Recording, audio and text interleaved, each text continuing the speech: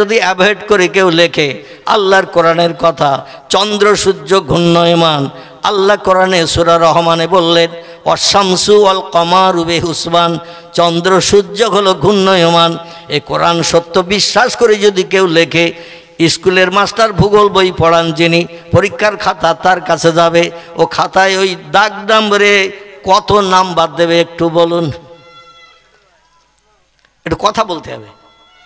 মানে 3 নম্বর দাগে লেখা হয়েছে পৃথিবী ঘোরে না সূর্য ঘোরে। ভূগোল বইতে পড়ানো হয়েছে ছেলেদের 1 বছর ধরে চন্দ্র সূর্য স্থির, পৃথিবী ঘূর্ণয়মান। আর কেউ যদি কোরআনের কথা বিশ্বাস করে লেখে চন্দ্র সূর্য ঘূর্ণয়মান, পৃথিবী স্থির, আর ওই দাগ নম্বরে যদি মাস্টার 2 নম্বর কি 4 নম্বর লিখে থাকে, নাম্বার কত পাবে ছেলেটা? সত্য কথা লেখা সত্য, মাস্টার তার নাম্বার দেবে 10 টাকা দামের রসগোল্লা।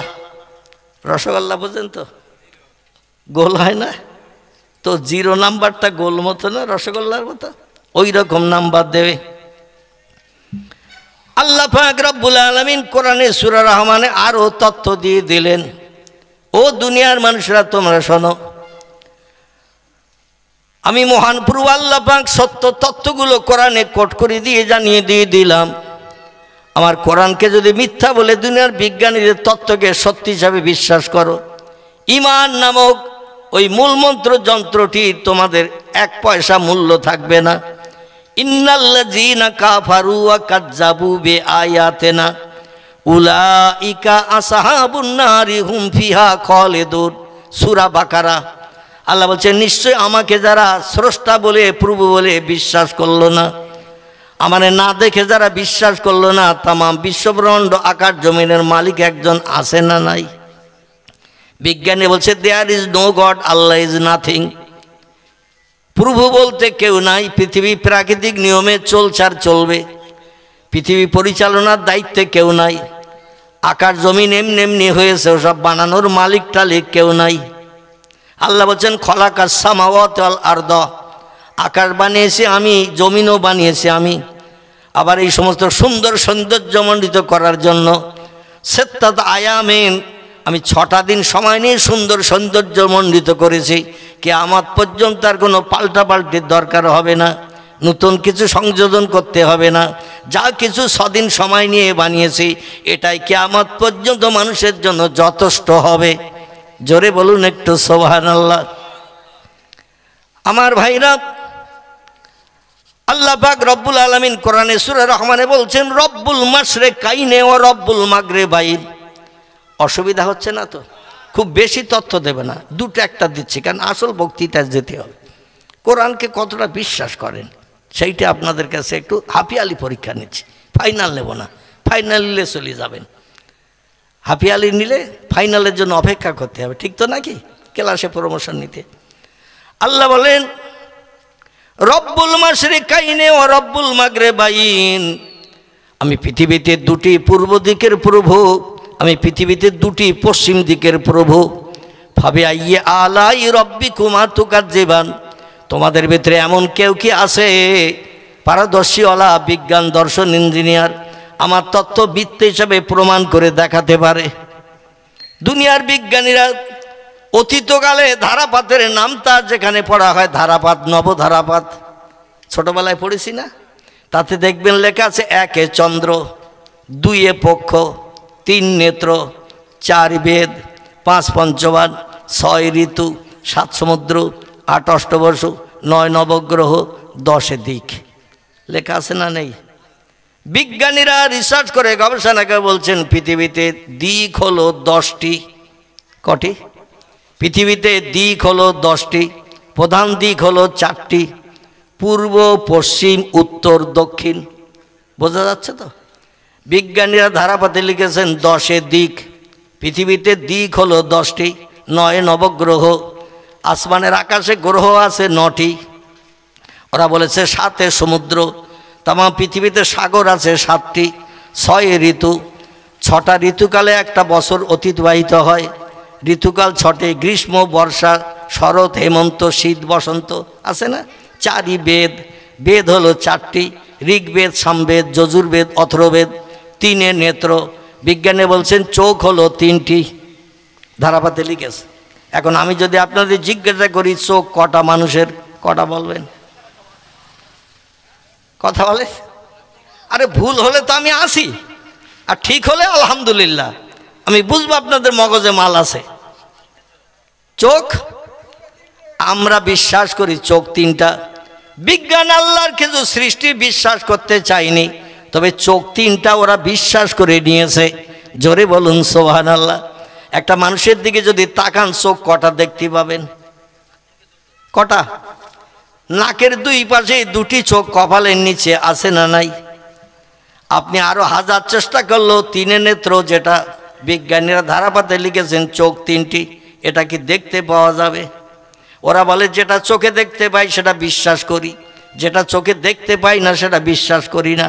আল্লাহরে দেখা যায় না তাই আল্লাহ মানি না। জান্নাত জাহান্নাম চোখে দেখতে পাই না তাই মানি না। ফেরেশতা চোখে দেখতে পাই না তাই মানি না। আমার ভাই এরকম অনেক তথ্য বিজ্ঞানীরা দিয়েছেন, আমি ওদিকে খুব বেশি নিয়ে যাব না। এখন বিজ্ঞানীরাও মেনে নিয়েছে চোখ 3টি, নাকের 2 পাশে, কপালের নিচে 2টি চোখ। এটা আমরা সবাই চক্ষুষ্মান ব্যক্তি তাকালেই দেখতে পাই। কিন্তু বিজ্ঞান বিশ্বাস করেছে আরেকটা চোখ আছে, যেটা কোরআনের ভিতরে আল্লাহ তথ্য কোট করেছেন। এই চোখটার নাম হলো অন্তরের চোখ। কিসের চোখ? অন্তরের চোখ। অন্তরের চোখ পৃথিবীতে 2টি দলের মানুষ আবিষ্কার করেছে। অন্তরের চোখ পৃথিবীতে 2টি দলের মানুষ ব্যবহার করে তারা জীবনের শখ শান্তি মিটিয়েছে।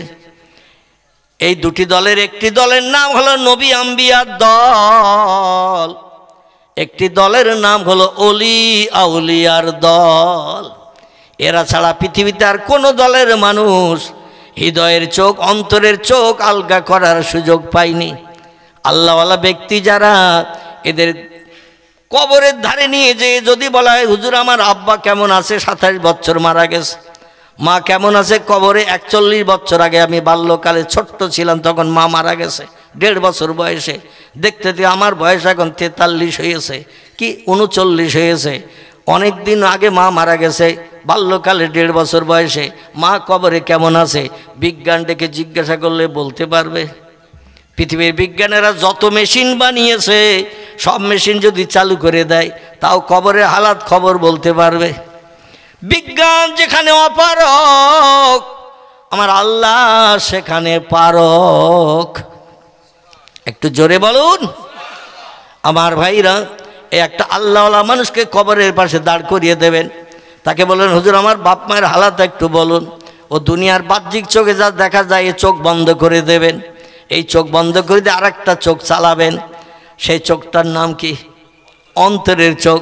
এই অন্তরের চোখ তৈরি করতে গেলে, খুলতে গেলে একটা কাজ বান্দাদের করতে হয়, যে কাজ বিজ্ঞানীরা করে না, দার্শনিকেরা করে না, ইঞ্জিনিয়ার করে না, সাহিত্যিকেরা করে না, ভৌগোলিকেরা করে না, ঐতিহাসিকেরা করে না।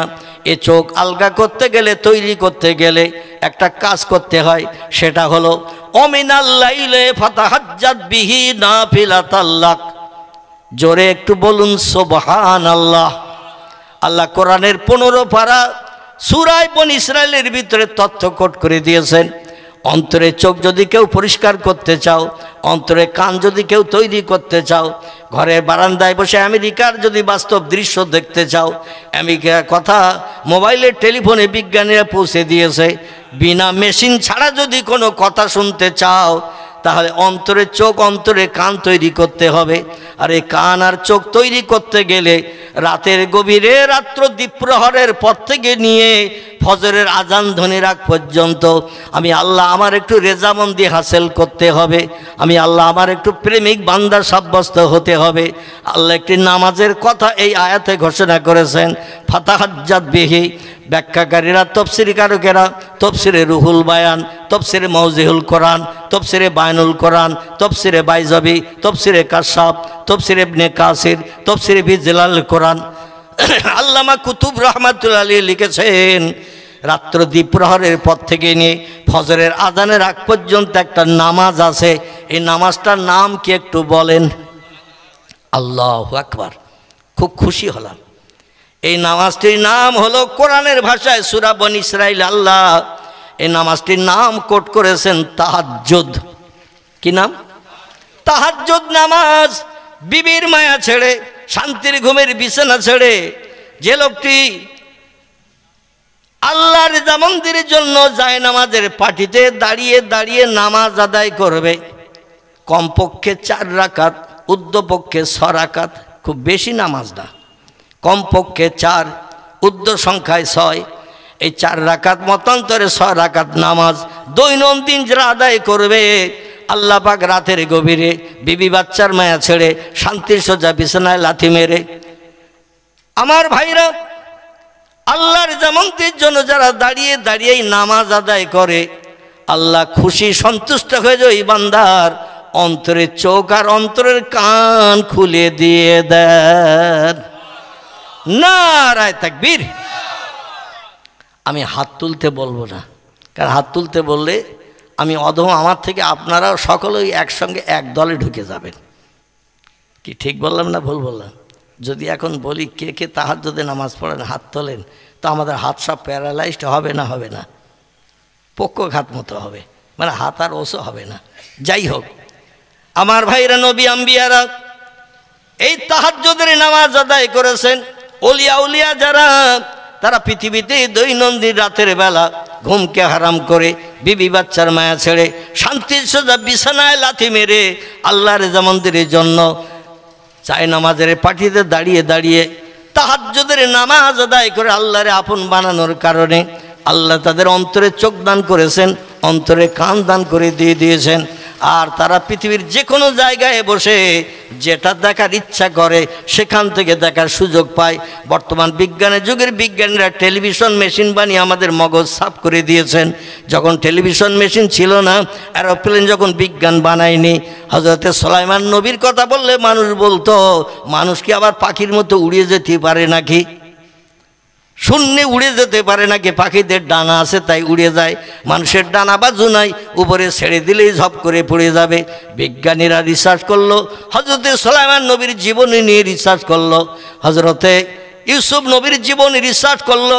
রিসার্চ করে নতুন একটা যন্ত্র বিজ্ঞানীরা খুব তাড়াতাড়ি বার করে দিয়ে দেবে। আপনার ছেলে আপনার মেয়ে যদি কোনোদিন অশান্তি করে রাগান্বিত হয়ে ঘর ছেড়ে বেরিয়ে কোথাও চলে যায়, বিজ্ঞান এমন মেশিন বার করছে, খুব তাড়াতাড়ি এখনও বেরোয়নি। ইউসুফ নবী ওনার ভাইরা ওনাকে কুয়ার ভিতরে ফেলে দেওয়ার পরও বাবার কাছে বলল, ওয়াকালাত যে বা ইউসুফা ইয়া আবি, ও আমাদের পিতা, ছোট ভাই ইউসুফকে নিয়ে আমরা জঙ্গলের ভিতরে গরু মেষ ছাগলগুলো ছেড়ে দিয়ে খেলা করছিলাম, আর একটা নেকড়ে বাঘ দৌড়িয়ে ছুটে এসে আমাদের কাউকে ধরেনি, ইউসুফের ধরে গালে করে নিয়ে জঙ্গলের গহীন বনে চলে গেছে। হাজার চেষ্টা করেছি, ইউসুফকে ছাড়াতে পারেনি। ওয়াকালাত যে বা ইউসুফা, আপনার মোহাব্বতের ছেলে যারা সবসময় কাছে করে রাখেন, সেই ইউসুফকে কিন্তু বাঘে খেয়ে নিয়েছে। হযরতে ইয়াকুব নবী বলেছিলেন, ছেলেরা তোমরা বলছো আমার ছেলে ইউসুফকে বাঘে খেয়েছে, আমার ছেলে ইউসুফ জিন্দা, তার গায়ের গন্ধ আমি এইখানে বসে নাকে পাচ্ছি। আর একটু জোরে বলা যাবে না? ইয়াকুব নবীর কথা সত্য না ওনার ছেলেদের কথা সত্য? 11 জন ছেলে এসে একটা তথ্য দিল, তাদের কথা সত্য হয়নি। আর ইয়াকুব নবী বুড়ো মানুষ বলছে আমি ঘরে বসে ওর গায়ের গন্ধ পাচ্ছি। বাসের ভিতরে একটা লোক যদি দামি আতর মেখে বাসে ওঠে, আর গাড়ি যখন চলবে অধিকাংশ যাত্রীদের নাকেও আতরের গন্ধ লাগে না? লাগে না? মসজিদের ভিতরে যদি জুমার নামাজ পড়তে শুক্রবারে কেউ আতর মেখে যায়, পাশের লোকেরা গন্ধ পায় না? পায় না? ওই রকম ছেলের গায়ের একটা গন্ধ ছিল। পয়গম্বর মুহাম্মদুর রাসূলুল্লাহ সাল্লাল্লাহু আলাইহি সাল্লামের গায়ের গন্ধ ছিল মেশকে আম্বরের থেকেও উত্তম। জোরে বলুন সুবহান। নবীজি পেশাব করতেন, আমাদের পেশাব দুর্গন্ধ না আতরের মতো সুগন্ধ? মসজিদে দেখবেন যেখানে পেশাব ঘর আছে সেখানে মানুষ পেশাব করতে গেলে নাকে একটা বিকট দুর্গন্ধ লাগে না? লাগে না? কিন্তু পয়গম্বর মুহাম্মদ রাসূলুল্লাহর পেশাব ছিল মেশকে আম্বরের থেকেও সুগন্ধ। আমরা যদি রাস্তার ধারে আমাশার পায়খানা লেগেছে, নাউজুবিল্লাহ, এমন বেগ লেগেছে মনে হচ্ছে যেন 1.5 মণ হবে আমাশার পায়খানা। হঠাৎ বেগ লাগলে পেটে কামড় করে না? তখন মনে হয় কোথায় কাপড় আলগা করব, কোথায় পায়খানা করব? যদি না করি তো জামা কাপড় নোংরা হবে। তো রাস্তার ধারে বসে পায়খানা করলো, 10 মিনিট ধরে ধরে আমাশার পায়খানা 5 গ্রাম হয়েছে। ক গ্রাম? ছোট্ট একটুখানি আমাশার দোলা, তো মনে হচ্ছে যেন 1.5 মণ হবে। আচ্ছা, এই পায়খানা টাইখানা মাঝে মধ্যে যখন খুব বেগ লাগে রাস্তার ধারেও অনেকে করে, বাড়ি আসার আগে, অনেক দূরের পথ বাড়ি। এখন এখানে পায়খানা ফিরে যদি চলে যায়, কুকুর আর শুকর যদি ওই পায়খানা দেখতে না পায়, 7 দিন পরে যদি যায়, ও পায়খানা নজরে দেখা যাবে না? যাবে না? শুকরও দেখতে পায়নি, কুকুরও দেখতে পায়নি, মানে যারা প্রিয় খাবার পছন্দ করে খায় তাদের নজরে পড়েনি। তাহলে ও মাল ওখানে থাকবে না চলে যাবে? থাকবে। পয়গম্বর মুহাম্মদ রাসূলুল্লাহর পায়খানা এমন সুগন্ধ দ্রব্য ছিল, যখনই পায়খানা করতেন জমিন হা করে নবীজির পায়খানা মুহাব্বতের সঙ্গে গিলে খেয়ে নিতেন। সাহাবীরা বলছেন, আমরা 1000 চেষ্টা করেছি, কিন্তু পয়গম্বর মুহাম্মদ রাসূলুল্লাহর পায়খানার কালার কেমন, হলুদ না কালো না সাদা, কি রং, আমরা দেখার চেষ্টা করেছি, কিন্তু আমরা কোনোদিন নজরে দেখতে পাই নাই। যেখানে পয়গম্বর পায়খানা ফিরেছেন, কাজায় হাজাতের কাজ মিটিয়েছেন, আমরা সাইড দিয়ে ঘুরে পয়গম্বর যাতে দেখতে না পায়, দেখলে আবার লজ্জা পেতে পারে, এই জন্য সাইড দিয়ে ঘুরে যেয়ে দেখেছি, কিন্তু আমরা কোনোদিন পয়গম্বরের পায়খানা নজরে দেখতে পাই নাই। জোরে বলুন একটু সুবহানাল্লাহ। তাহলে নবী আর আমরা কি এক দলের মানুষ, একই রকম? একটু আলাদা আছে কি না? আল্লাহ পাক বলছেন, এ দুনিয়ার মানুষেরা তোমরা শোনো, ইন্নামা আনা বাশারুম মিসলুকুম ইউহা ইলাইয়া। রে হাবিব, আপনার উম্মত মণ্ডলী, দেশের মানুষ, মক্কাবাসীদের আপনি জানিয়ে দিয়ে দিন, তোমরা যেমন মানুষ আমি মুহাম্মদও তেমন মানুষ। তোমরা যেমন মানুষ আমি মুহাম্মদও দেখতে অবিকল তেমন মানুষ। তোমাদের যেমন 2টো চোখ, আমারও তেমন বাহ্যিক 2টো চোখ। তোমাদের যেমন একটা নাক 2টো ছিদ্র, আমারও তেমন একটা নাক 2টো ছিদ্র। তোমাদের গালে যেমন একটা জিভ, আমারও তেমন একটা জিভ। তোমাদের গালে যেমন 2 পাটি দাঁত, আমারও গালে 2 পাটি দাঁত। তোমাদের এক এক পাটিতে 16খানা, আমারও 17খানা নাই, বা 15খানা নাই, আমারও 16খানা। তোমাদের মাথার চুল যেমন কালো, আমারও মাথার চুল তেমন কালো। তোমাদের গায়ে যেমন রক্ত গোশত মাংস হাড় হাড্ডি আছে, আমি মুহাম্মদ আমারও গায়ে তেমন রক্ত গোশত মাংস হাড় হাড্ডি আছে। তাই বলে যেন ধারণা করিও না তোমরা যেমন মানুষ আমি মুহাম্মদ অবিকল তেমন মানুষ, এই ধারণা যেন করিও না। বরং আল্লাহ তোমাদের থেকে আমাকে একটু আলাদা করে বানিয়েছেন, সেটি হলো ইউহা এলাইয়া। আমার কাছে আল্লাহর আসমানি ওহী জিবরিল আমিন অহরহ আসে, আমার বিপদে মুসিবতে সাহায্যের জন্য তথ্য দিতে আসেন। কিয়ামত পর্যন্ত আমার উম্মতেরা যদি চেষ্টা করো, জিবরিলকে কোনোদিন তোমরা দেখতে পাবে না। এই জন্য আমি তোমাদের মতো দেখতে অবলা মানুষ, কিন্তু আমি হলাম আলাদা। একটু জোরে বলুন, আমি হলাম আলাদা। সেই পয়গম্বর মুহাম্মদ রাসূলুল্লাহ সাল্লাল্লাহু আলাইহি সাল্লাম, তিনি হলেন আমাদের রাহবার কর্তা নেতা। এবং আল্লাহর কোরআন যেমন চিরন্তন সত্য, পয়গম্বর মুহাম্মদ রাসূলুল্লাহর জবানি যাকে হাদিস শরীফ বলা হয়, হাদিস শরীফও তেমন কিয়ামত পর্যন্ত থাকবে চিরন্তন সত্য। জোরে বলুন একটু আমিন, বা আরও জোরে বলুন একটু সুবহানাল্লাহ। পয়গম্বর মুহাম্মদ রাসূলুল্লাহর জবানি আরব দেশের আরবি ভাষা, নবীজির জবানি ছিল আরবি। আল্লাহ পাক তাই আরবি ভাষায় কোরআন নাজেল করেছেন, তার কোরআনের তত্ত্বগুলো তাড়াতাড়ি বোঝার জন্য। এবং তিনি যে সমস্ত তত্ত্বগুলো মানুষকে দিয়েছেন ভবিষ্যৎ প্রজন্ম পর্যন্ত, সেগুলো আরবি ভাষায় দিয়েছেন। কারণ তিনি স্কুলে যাননি, কলেজের চৌকাঠ পার হননি, বিশ্ববিদ্যালয়ের দরজা দেখেননি, খাতা কলম দিলে লিখতে পারতেন না, বই দিলে পড়তে পারতেন না। তাই বর্তমান যুগের কিছু উচ্চ শিক্ষিত ব্যক্তিরা বলে মুহাম্মদ হলো মূর্খ। মুহাম্মদ কি? মুহাম্মদ মূর্খ। জোরে বলুন নাউজুবিল্লাহ। আমরা কি বিশ্বাস করি?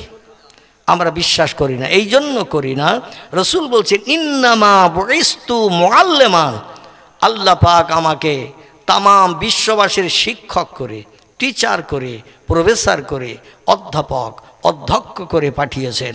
আমার মতো জ্ঞান অতীতে কারো ছিল না, বর্তমান 1450 বছর আগের কথা মক্কা নগরীতে কারো ছিল না, ভবিষ্যতেও কোনো নাতি নাতকুড়ের জ্ঞান আমার মতো হবে না। জোরে বলুন একটু সুবহানাল্লাহ। সেই নবীর 63 বছরের জিন্দগি, খুব সংক্ষেপ করে বলছি, 63 বছরের জিন্দগি যত তথ্য দিয়েছেন বাল্যকাল থেকে নিয়ে মরণের দিন পর্যন্ত তথ্যগুলো সাহাবায়ে কেরাম সহসঙ্গীরা হাদিসের কেতাবে লিপিবদ্ধ করেছেন, তারা বর্ণনা করেছেন। পরে লেখক যারা কেতাবে লিখেছেন তারা সেই সমস্ত তথ্যগুলো কার কাছ থেকে শুনেছেন, কার কাছ থেকে কে শুনেছেন, তার কাছ থেকে কে শুনেছেন, লেখক পর্যন্ত নামগুলো বর্ণনা করেছেন হাদিসের কেতাবে, বলে তথ্যগুলো পরিবেশন করেছেন। কারবা নাম বুখারী, কারবা নাম মুসলিম, কারবা নাম তিরমিজি, কারবা নাম আবু দাউদ, কারবা নাম ইবনে মাজাহ, কারবা নাম নাসাই, কারবা নাম দারমি, কারবা নাম দারকুতনি, কারবা নাম বাইহাকি, কারবা নাম তিবরানি, কারবা নাম মুয়াত্তায়ে মালিক, কারবা নাম মিশকাতুল মাসাবি, কারবা নাম ইবনে হাব্বান, কারবা নাম আল হাকিম, কারবা আল মুস্তাদরাক, কারবা আত তারগিব, কারবা নাম সহিহ আল হাসান। এগুলো সব হাদিসের কেতাবের নাম, ভরা আছে নবীজির জবানি। কিছু কম বেশি 3.5 লক্ষের মতো। কতটা বললাম? 3.5 লক্ষের মতো। কোরআনে আছে 114টি চ্যাপ্টার, সূরা, অধ্যায়, 6666টি সেন্টেন্স, বাক্য, আয়াত এবং অক্ষর আছে 3,44,740টি হরফ, বর্ণমালা, অক্ষর আছে। কোরআনের ভিতরে যে তথ্যগুলো আল্লাহ 1450 বছর আগে ঢুকিয়ে দিয়ে পৃথিবীতে জিবরিল আমিন মারফত পয়গম্বরের কাছে পাঠিয়েছেন, আজ পর্যন্ত একটা তত্ত্ব মিথ্যা কেউ প্রমাণ করতে পারেনি। পয়গম্বর মুহাম্মদ রাসূলুল্লাহ জবানি এই 3.5 লক্ষের মতো হাদিস, সই হাদিসের কেতাবে লেখকেরা যারা লিখে রেখেছেন, এখনও পর্যন্ত একটা হাদিস মিথ্যা প্রমাণ করতে কোনো বিজ্ঞান, কোনো দর্শন, কোনো ইঞ্জিনিয়ার, কোনো ডাক্তার, কোনো মাস্টার একটা হাদিস এখনও মিথ্যা প্রমাণ করতে পারেনি এবং কিয়ামত পর্যন্ত পারবে না। কোরআনের সেই কথা যেটা আমি বলতে বলতে রেখে এসেছি, আল্লাহ বলছেন, আমি হলাম পৃথিবীতে 2টি পূর্ব দিকের প্রভু, আমি হলাম পৃথিবীতে 2টি পশ্চিম দিকের প্রভু। ছোট্ট একটা প্রশ্ন রেখে আমি মূল বক্তৃতার দিকে নিয়ে যাব। এখন এই বয়রাগাছির মানুষদের যদি জিজ্ঞাসাবাদ করি, পৃথিবীতে পূর্ব দিক কটা বলবেন? কটা বলবেন? একটু জোরে বলেন। একটা। আমি যদি জিজ্ঞাসাবাদ করি এই পৃথিবীতে পশ্চিম দিক কটা বলবেন? আল্লাহ কোরআনে 1450 বছর আগে তথ্য কোট করেছেন সূরা রহমানে, রব্বুল মাশরিকাইন ও রব্বুল মাগরিবাইন। আমি 2টি পূর্ব দিকের প্রভু পৃথিবীতে, আমি 2টি পশ্চিম দিকের প্রভু। তোমাদের ভিতরে এমন কেউ কি আছে আমার তত্ত্ব মিথ্যা প্রমাণ করে দেখাতে পারে? বিজ্ঞানীরা হাজার চেষ্টা করেও মিথ্যা প্রমাণ করতে পারেনি। বর্তমান 21 শতাব্দীর যুগে বিজ্ঞান বিশ্বাস করেছে 1450 বছর আগের কোরআন সত্য। জোরে বলুন একটু সুবহানাল্লাহ। আচ্ছা, প্রমাণটা কি করে করেছেন? তথ্য দেব না, এই পর্যন্ত থাকবে, দিতে হবে। আপনাদের জিজ্ঞাসা করলেন, আপনারা বললেন পূর্ব দিক একটি, পশ্চিম দিক একটি। কারণ যেদিকে সূর্য ওঠে সেদিকটাকে আমরা পশ্চিম দিক বলি। কি বলি? সেদিকটা পূর্ব দিক বলি। তাহলে শুনতেছেন মোটামুটি, মানে মামা জয় দিচ্ছেন কিনা একটু যাচাই করলাম আর কি। অনেকে ওয়াজ শোনে, বক্তা বক্তৃতা রেখেছে, নেতাজি বলেছে, বাড়ি যেয়ে চার দোকানে বসে বলছে হুজুর পিয়াজি বলেছে। বক্তা জ্যোতি বোসের কথা বলেছে, ও শুনেছে তক্ত বস। মানে একটু ঘুম ঢুলো ঢুলো ভাব লাগলে বক্তা বলবে একরকম, শ্রোতা শুনবে আর একরকম। এই জন্য একটু ঘুমের রেশ কাটানোর জন্য মাঝে মধ্যে একটু ঝালাই করছি। আপনাদের অসুবিধা হচ্ছে না তো? তাহলে সূর্য যেদিকে উদয় হয় সেই দিকটা হলো পূর্ব দিক। সূর্য যেদিকে অস্তমিত হয়, ডুবে যায়, এই দিকটা কোন দিক? পশ্চিম দিক। আপনি সূর্য ডুবে যখন সন্ধ্যাবেলা পশ্চিম দিকে, সূর্যের দিক ফিরে দাঁড়ালে ডান পাশে পড়ে কোন দিক? ডান দিকে উত্তর। আচ্ছা, বাম দিকে পড়ে কোন দিক? দক্ষিণ। এই 4টে দিক প্রধান দিক। 10 দিকের ভিতরে এই 4টে হলো প্রধান দিক। এরপরও আরও 4টে দিক বিজ্ঞানীরা বলেছে, ঈশান, নৈরত, অগ্নি, বায়ু আছে না? ঈশান, নৈরত, অগ্নি, বায়ু। তাহলে 4টে হলো কটা? 8টা। এখনও তো বিজ্ঞানীরা বলছে 10 দিক। তাহলে বাকি আছে কটা? দুটো। এই দুটো কি বলেন তো? আল্লাহু আকবার। আমার ভাই সঠিক তত্ত্ব দিয়েছেন। একটা হলো উপরের জগৎ, একটা হলো নিচের জগৎ। ঊর্ধ্ব আর অধ বলা হয়েছে, মানে এই 10টি দিক বিজ্ঞানীরা ধারাপাতের নাম তাই লিখে দিয়ে বাচ্চা ছেলে মেয়েদের মগজ সাফ করে দিয়ে দিয়েছেন, যাতে তোমরা দিক কটা জিজ্ঞাসা করলে 10টা বলবে। এখন এই 10টা দিকের ভিতরে 4টে প্রধান দিক, পূর্ব, পশ্চিম, উত্তর, দক্ষিণ। আর পূর্ব দিক যদি 2টি হয় কোরআনের কথা মোতাবেক, পশ্চিম দিক যদি 2টি হয়, তাহলে দিক বাড়বে না কমবে? সবাই একমত?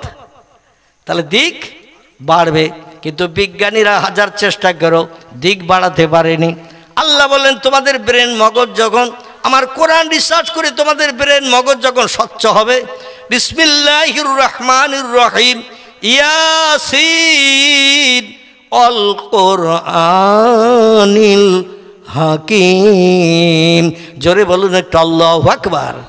আল্লাহ বলছেন আমার মোহাব্বতের ইয়াসিন, আপনি শুনে নিন, আপনার উম্মতদের জানিয়ে দিন।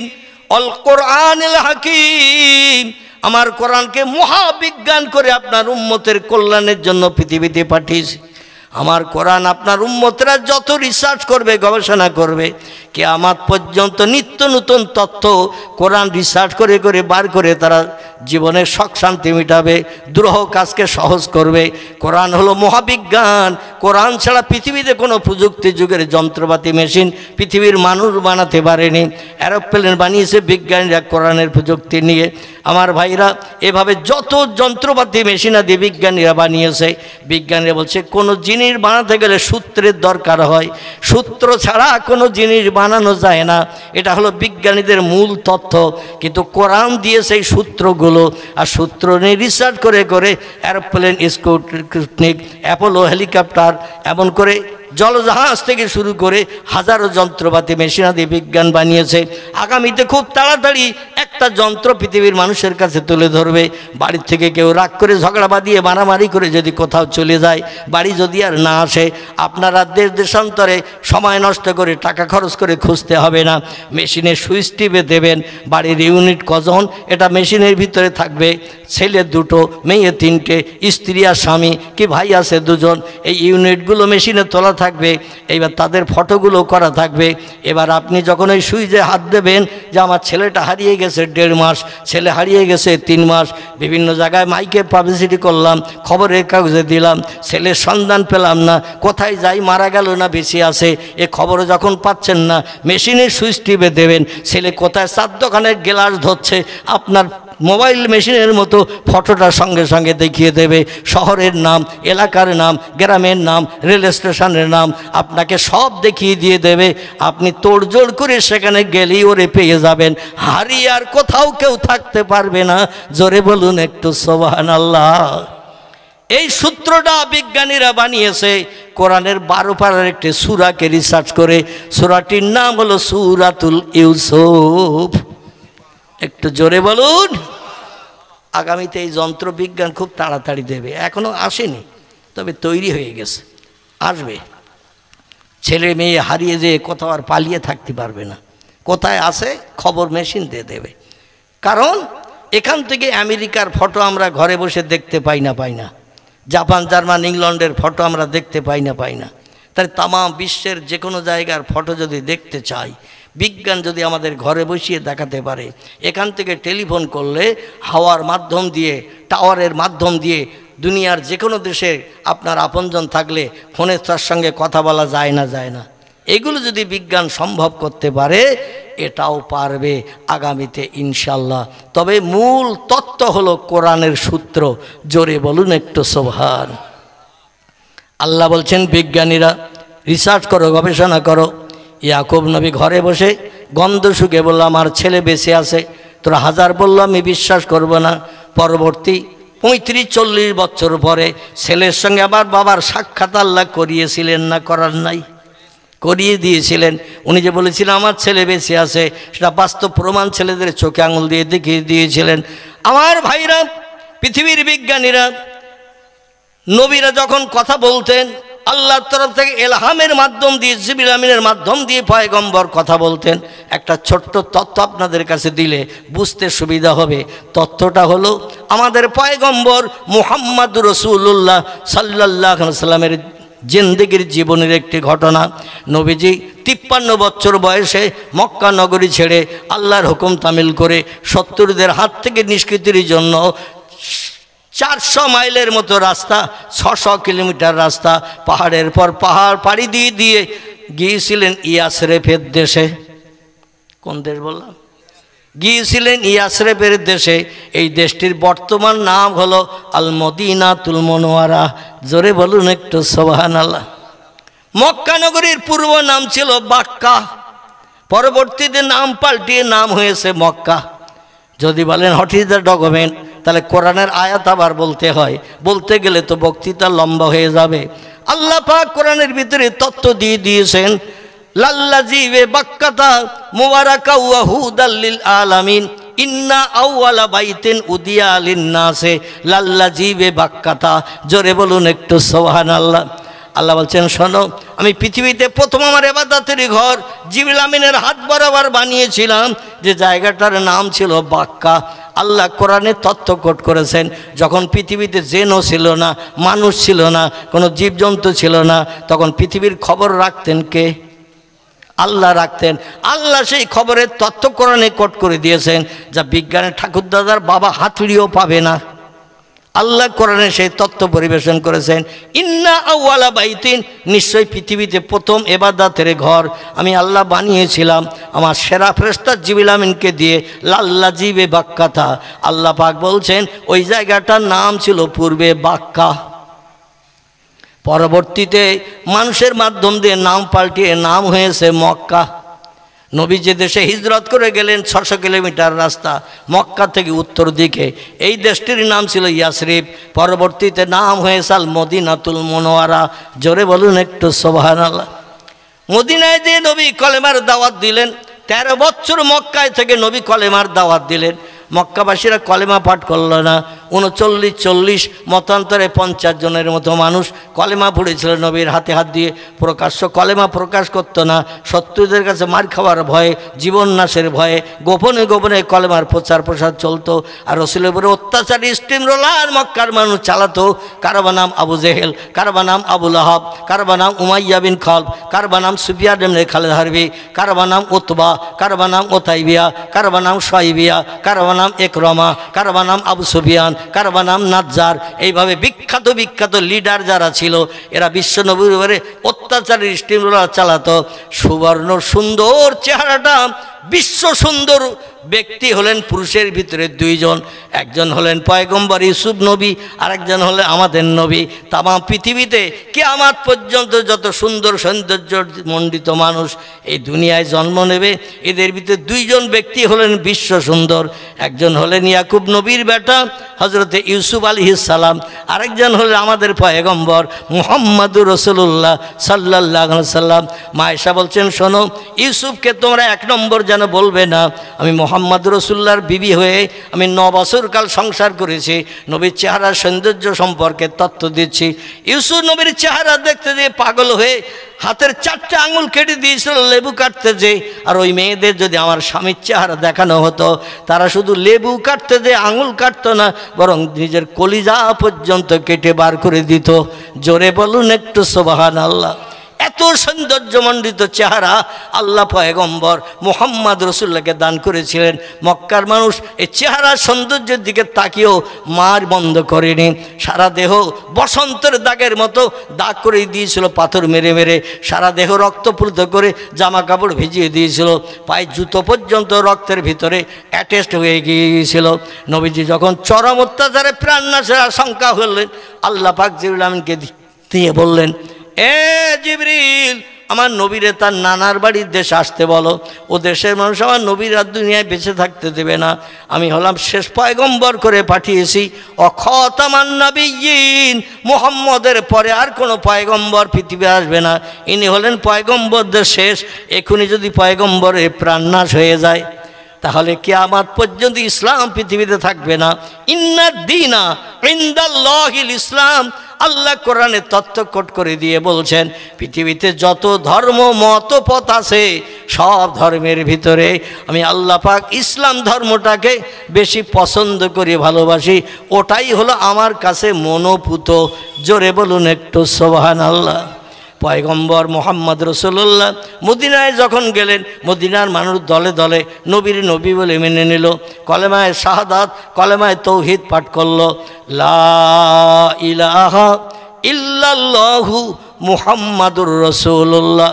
এই 600 কিলোমিটার দূরে যে নবী যখন 13 বছর পরে মদিনায় গেলেন, কলেমার দাওয়াত দিলেন, সে দেশের মানুষ দলে দলে কলেমা পড়তে শুরু করলো। কারণ ওই দেশের মানুষেরা একটু শিক্ষিত ছিল, তৌরিদ জানতো, জব্বুর জানতো, ইঞ্জিল জানতো, অন্য অন্য ধর্মগ্রন্থ তারা জানতো। আর অধিকাংশ ধর্মগ্রন্থের ভিতরে শেষ যুগের পয়গম্বর আসবেন যিনি, তার নাম মুহাম্মদ কিংবা আহম্মদ, দুটি নাম লিপিবদ্ধ করা ছিল। জোরে বলুন একটু সুবহানাল্লাহ। তার পিতার নাম হবে বিষ্ণু যশা, তার মায়ের নাম হবে সুমতি, যার আরবি নাম হলো আমিনা এবং আব্দুল্লাহ। জোরে বলুন একটু সুবহানাল্লাহ।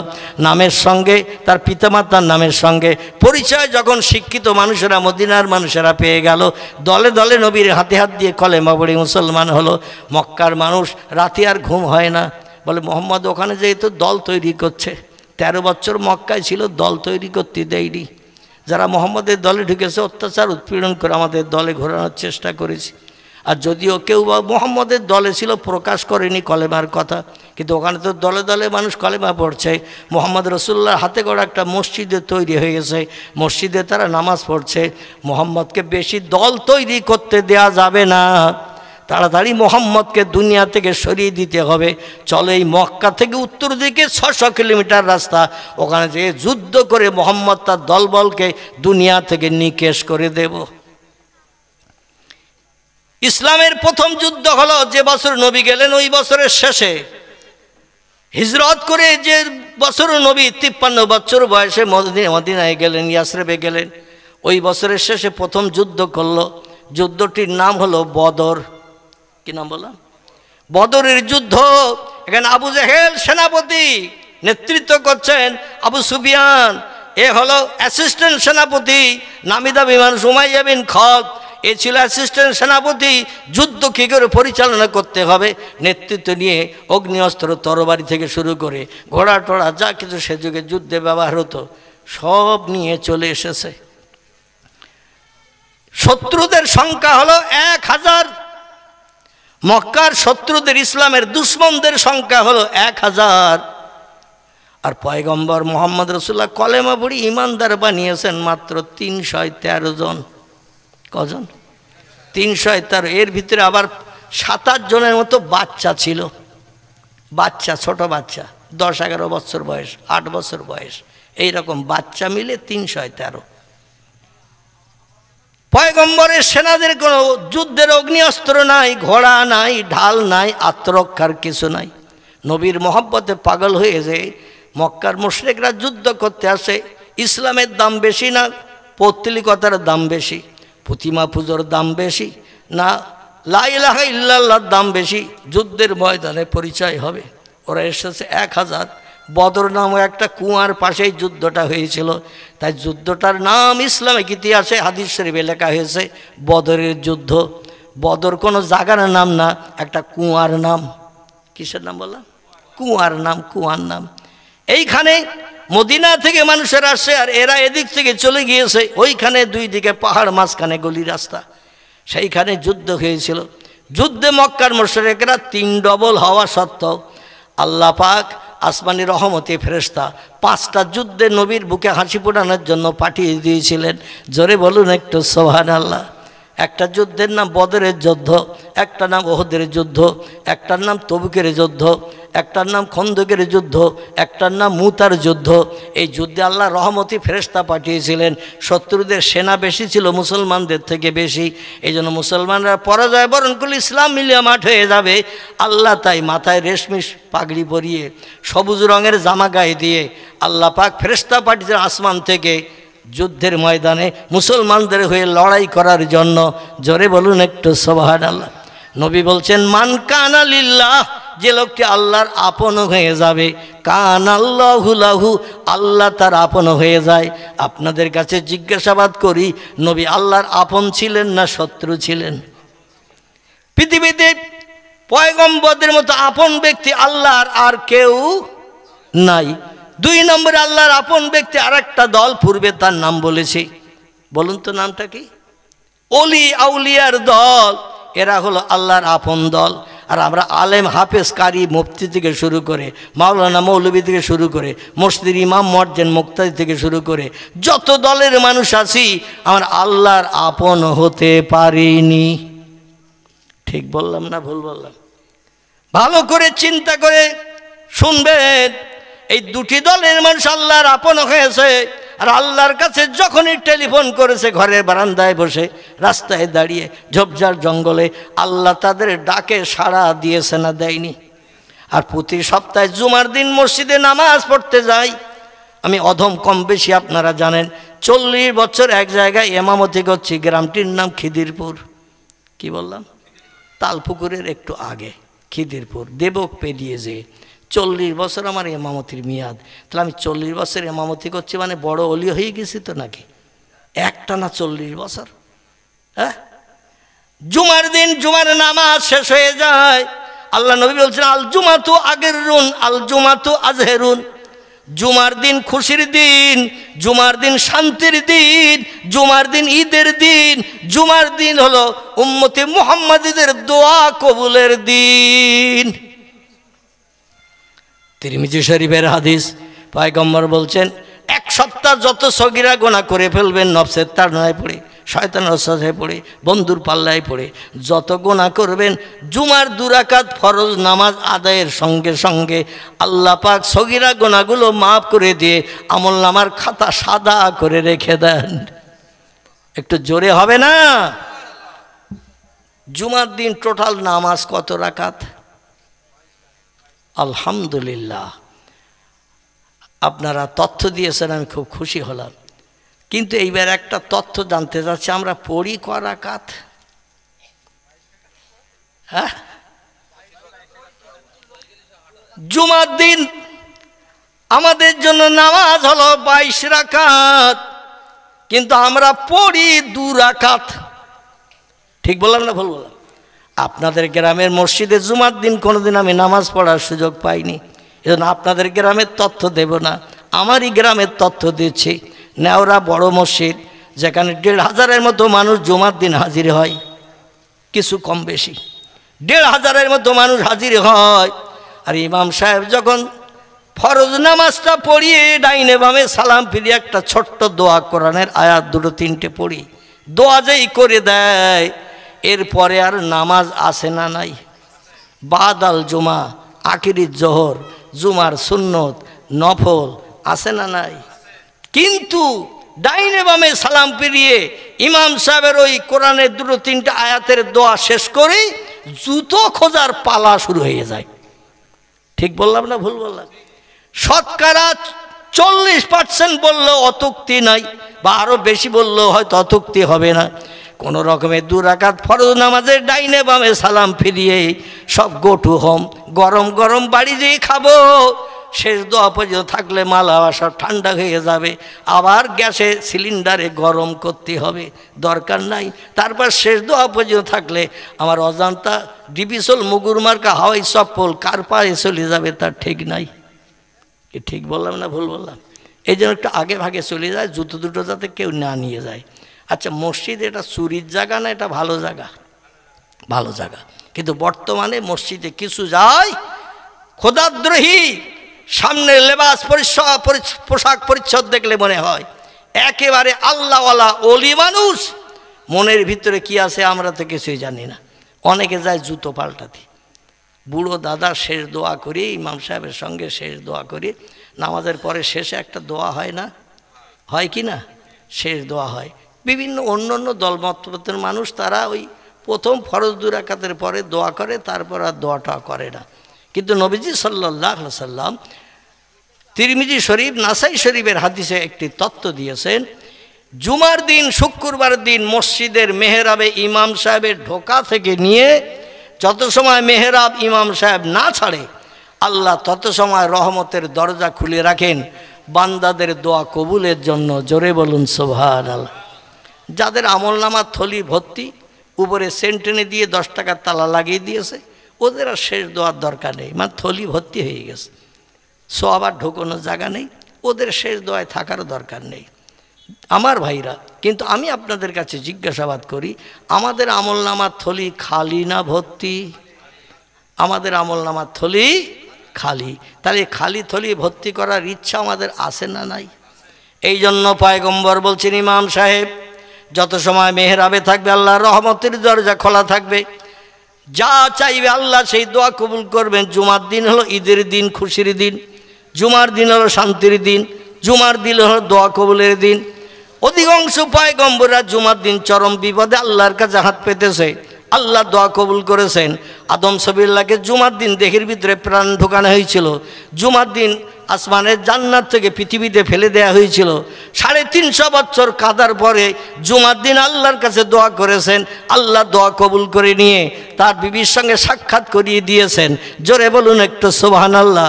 আদম সবিল্লাহর মৃত্যুর দিন জুমার দিন আল্লাহর প্রথম আসমানি রহমতি পানি পৃথিবীতে বর্ষিত হয়েছে জুমার দিন, পৃথিবীতে প্রথম সূর্যের আলো এসেছে জুমার দিন। জোরে বলুন একটু সুবহানাল্লাহ। এই জুমার দিন বান্দাদের জীবনের পাপ মোচনের দিন, সাবান দেওয়ার দিন, কিন্তু আমরা সাবান দেওয়ার চিন্তা করি না। 2 রাকাত ফরজ পড়েছি, এটাই এনাফ, যথেষ্ট, আর মসজিদে থাকার দরকার নাই। কিন্তু ক্লাব ঘরে যখন থাকি, তাসের আড্ডায় যখন থাকি, ক্যারাম বোর্ডে যখন থাকি, ঘন্টার পরে ঘন্টা পেরিয়ে গেল, বাড়ির বাচ্চারা এসে বলে, আব্বা রান্না হয়ে গেছে, আম্মা খেতে যেতে বলতেছে। মাঝে মাঝে বাচ্চারা ডাকতে আসে কিনা, দুনিয়ার কাজে পাগল, মসজিদ মুখ হই না। যাই হোক আমার ভাইরা, যেটা আমি আপনাদের কাছে বলতে চাইছিলাম, বদরের যুদ্ধে আল্লাহ উম্মতি মুহাম্মাদের জয়লাভ করেছেন সাহাবীদের দিয়ে এবং আল্লাহর রহমতি ফেরেশতাদের দিয়ে। 1 বছর পেরিতে না পেরিতে আবার ওরা যুদ্ধ ঘোষণা করলো। ভাইপো মোহাম্মদের কাছে 3 ডবল সৈন্য নিয়ে যে পরাজয় বরণ করে ফিরে এসেছি, এই মান সম্মান তো রাখার জায়গা নাই, মুখ উঁচু করে চলারও জায়গা নাই, প্রতিশোধ দিতে হবে, যুদ্ধে জয়ী হতে হবে। আর 1 বছর সময় নিল, হিজরতের 2য় বছর। এই বছর ওরা 3000 সৈন্য নিয়ে ওহদের যুদ্ধ করতে আসলো। কিসের যুদ্ধ? ছোট্ট এই তথ্যটা দিয়েই আমি মূল বক্তব্যের দিকে আবার নিয়ে যাব, একটু ধৈর্য ধরে শোনেন। আবার আসলো 2য় বছরে হেরে যাওয়ার প্রতিশোধ নিতে, যে জায়গাটির নাম হলো ওহদের যুদ্ধ। ওহদ একটা পাহাড়ের নাম, যেখানে যুদ্ধ হয়েছিল পয়গম্বর মুহাম্মদ সাল্লাল্লাহু সঙ্গে, মক্কার মুশরিকদের সঙ্গে। নবীর মাথায় তরবারি আঘাত করেছিল, মাথা উপরের এই হাড্ডি কেটে 4 ইঞ্চির মতো, মতান্তরে 2 ইঞ্চির মতো ডিপ হয়ে ঘৃণিত পর্যন্ত তরবারির আঘাত লেগে গিয়েছিল। বিশ্বনবী মুহাম্মদ রাসূলুল্লাহর মুখে পাথর ছুঁড়ে একখানা দাঁত পর্যন্ত শহীদ করে দিয়েছিল। নবী 3-4 ঘন্টার মতো বেহুশ হয়েছিলেন এই ওহদের যুদ্ধে। এখানে একটা পাহাড় এখনও দাঁড়িয়ে রয়েছে, জোরে বলুন একটু সুবহানাল্লাহ। আগেকার যুগের মানুষদের এই পাহাড়ে উঠতে দেয়া হতো। বর্তমান সৌদি সরকার চতুর্দিকে পাহাড়টা ঘেরাওয়া করে রেখেছেন। যারা হজ করতে যান আমার কথা একমত হতে পারবেন, পাহাড়ের চতুর্দিকে তার কাটা দিয়ে ঘেরা, আবার পুলিশ মিলিটারি দিয়ে গাইড করা রয়েছে দিন রাত 24 ঘন্টা। কারণ পয়গম্বর মুহাম্মদ রাসূলুল্লাহর কষ্ট দুঃখ থেকে আল্লাহ বলেছিলেন, হাবিব আপনি যদি চান পৃথিবীতে সংসার জীবনে সুখী হতে, অনাহারা হয়ে না থাকতে, আমি ওহদ পাহাড়টা আপনার জন্য সোনা বানিয়ে দিলাম। পৃথিবীর বিজ্ঞানের রিসার্চ করে, গবেষণা করে, যন্ত্রপাতি মেশিন দিয়ে সৌদি সরকারকে তথ্য দিয়েছে। আমরা রিসার্চ করে দেখছি, সৌদি আরবের দেশের মদিনায় একটি পাহাড় আছে, মসজিদে নববী থেকে 2 মাইলের মতো দূর একটা পাহাড় আছে। পাহাড়টির নাম হলো ওহদ। এই ওহদ পাহাড়ের পাথরের নিচে, উপরে শুধু পাথর দিয়ে ঘেরা, আর তলায় আছে কোটি কোটি টন সোনা দিয়ে ভরা। নবী বলেছিলেন, আল্লাহ সোনা দিয়ে আমারে খুশি করবেন, সংসার জীবন সুখে চালানোর জন্য সোনা দিচ্ছেন আপনি। ওহদ পাহাড় পাথরকে সোনা বানিয়ে দিয়ে আমি ব্যবহার করব, আনন্দ করব, ফুর্তি করব, খাবো আর বাড়াবো।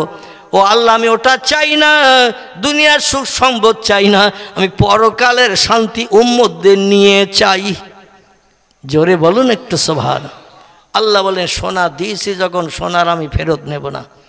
ভবিষ্যতে আপনার উম্মতদের প্রয়োজন হলে এই ওহদ পাহাড়ের উপরের পাথর সরিয়ে সোনা বার করে পৃথিবীতে সেরা ধনী হওয়ার সুযোগ তারা পেতে পারবে। তাই সৌদি সরকার বলল আমরা যে তেল তুলছি মাটির তলা দিয়ে, তেলেই আমাদের সারা দেশের জনগণের সংসার চলে যায় মাত্র 55 দিন তেল তোলার পর। কদিন? 55 দিন তেল তুললে সারা দেশের জনগণের 1 বছরের খোরাক জোগাড় হয়ে যায়। এখন শোনার দরকার নাই, ভবিষ্যতে তেল টেল যদি না পাই তখন ওহদ পাহাড়ের পাথর সরাবো। ওরা তাই তার কাটা দিয়ে ঘিরে রেখে পুলিশ মিলিটারি দিয়ে ফোর্স দিয়ে ওরা সংরক্ষণ করে রেখেছে।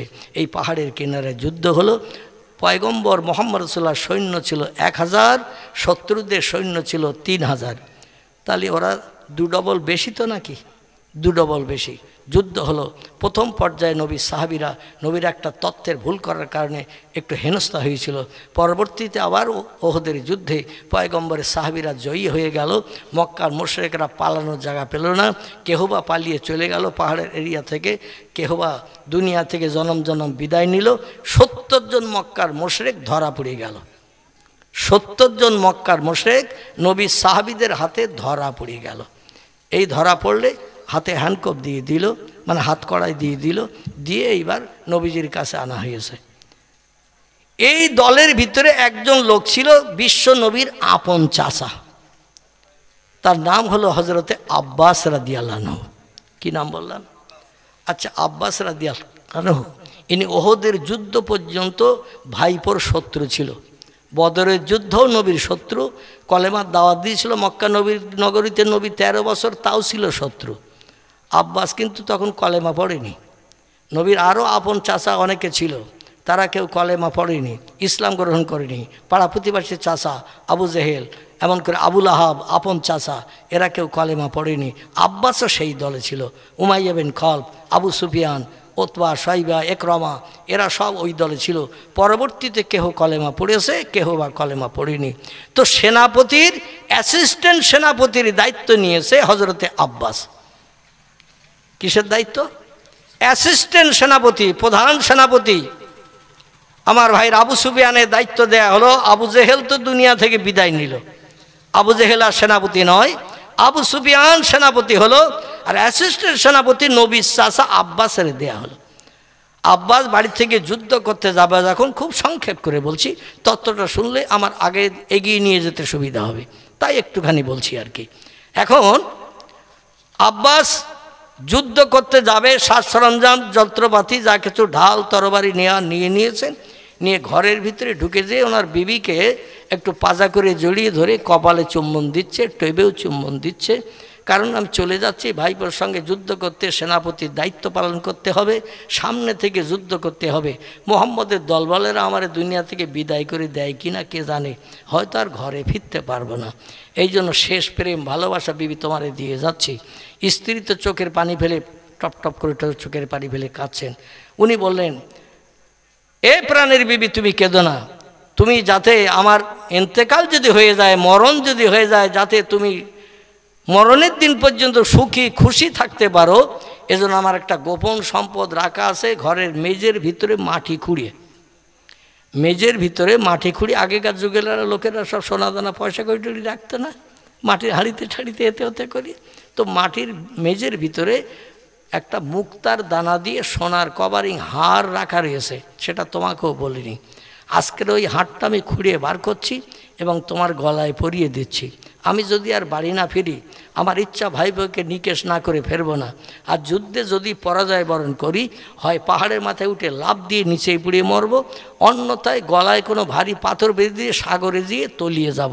এই মুখ আমি আর দেখাবো না, কারণ ভাইপের সঙ্গে মোকাবেলা করতে যেয়ে বদরে হেরিয়ে গেছি, আবার ওহদে হেরিয়ে বাড়ি আসবো, আমি জনম জনম বিদায় হয়ে যাব। পাহাড়ের মাথায় উঠে লাফ দিয়ে তলায় পুড়ি, অন্যথায় যদি পাহাড়ে উঠতে না পারি তো গলায় কোনো ভারী জিনিস বেঁধে দিয়ে সাগরের পানিতে নামবো, যাতে ভারী জিনিসটা আমার তলায় তলিয়ে প্রাণনাশ করে দিতে পারে। তবে শোনো, এই হাতটা আমি মাটির গর্ত খুঁড়িয়ে বার করে তোমার গলায় পরিয়ে দিচ্ছি। যখন আমার কথা তোমার মনে হবে, এই হাতটা একটু উঁচু করে চোখে দেখবে, অনেক টাকা দামের মুক্তার দানা দিয়ে কভারিং করা সোনার হাতটা দেখলে তোমার মনের দুঃখ নিবারণ হবে। ভবিষ্যতে যদি অভাব অনটন দেখা দেয়, হাতটা বিক্রি করে সংসার পরিচালনা করবে। মরণের দিন পর্যন্ত হার বিক্রি করা টাকায় তোমার সংসার চলে যাবে। এখন মক্কা নগরীতে কাবা শরীফের পূর্ব দিকে আব্বাস রাদিয়াল্লাহর বাড়ি। কোন দিকে বললাম? কাবা শরীফের পূর্ব দিকে আব্বাস রাদিয়াল্লাহর বাড়ি। এখানে এখনও সৌদি সরকার লোহার রেলিংয়ের একটা ব্যারিকেড করে রেখে দিয়েছে, নবীর চাচাদের ঘরের জায়গা। কারবার নাম ছিল হারেস, কারবার নাম মোকাবেম, কারবার নাম হামজা, কারবার নাম আব্বাস, কারবার নাম আবু তালেব, কারবার নাম আবুল আহাব, কারবার নাম আবদুল্লাহ। এদের সকলের ঘর ছিল ওই ব্যারিকেডের ভিতরে। এটা সাদা ইতালিয়ান শ্বেত পাথরের চাতল করে ঘেরা। তার পূর্ব দিকে আর একটা পাথরের চাতল আছে, 175 ধাপের মতো রাস্তা, লাল পাথরের চাতল। এই চাতলটা টপকালেই পয়গম্বর মুহাম্মদ রাসূলুল্লাহর জন্মঘরের দরজায় যেয়ে হাজির হওয়া যায়। জোরে বলুন সুবহানাল্লাহ। আর এই যে সাদা পাথরের চাতল, নবীর চাচাদের ঘর, 255 ধাপের পায়ে হাঁটা রাস্তা। আমি পায়ে ধাপ মেপে কয়েক তারিখ গুনে দেখেছি কাবা শরীফ থেকে বেরিয়ে আসার পথে। 255 ধাপ পায়ে হাঁটলে স্বাভাবিক নিয়মে যতটা পথ যাওয়া যাবে, এতটা দূর দিয়ে ওই লোহার গ্রিল দিয়ে প্রাচীর দিয়ে ঘেরা এই জায়গাটা ছিল নবীর চাচাদের ঘর। এই চাচার ঘরও সেখানে ছিল। ইনি স্ত্রীর গলায় সোনার হার পরিয়ে দিয়ে, চুম্বন দিয়ে, কপালে চুম্বন দিয়ে বলছে, আমার জন্য আশীর্বাদ করিও, আমার জন্য স্রষ্টার কাছে কামনা করিও, যাতে যুদ্ধে জয়ী হয়ে ফিরতে পারি। এখন পয়গম্বর মুহাম্মদ রাসূলুল্লাহ জীবনে 23টার মতো যুদ্ধ করেছিলেন। 11 থেকে 12টি যুদ্ধে নবী স্বয়ং হাজির ছিলেন। বাকি কিছু ছোটোখাটো যুদ্ধ নবী সাহাবীদের সেনাপতি করে পাঠিয়ে দিয়েছিলেন। সব যুদ্ধে আল্লাহ পয়গম্বরের মুখে হাসি ফুটিয়েছিলেন। জোরে বলুন সুবহানাল্লাহ।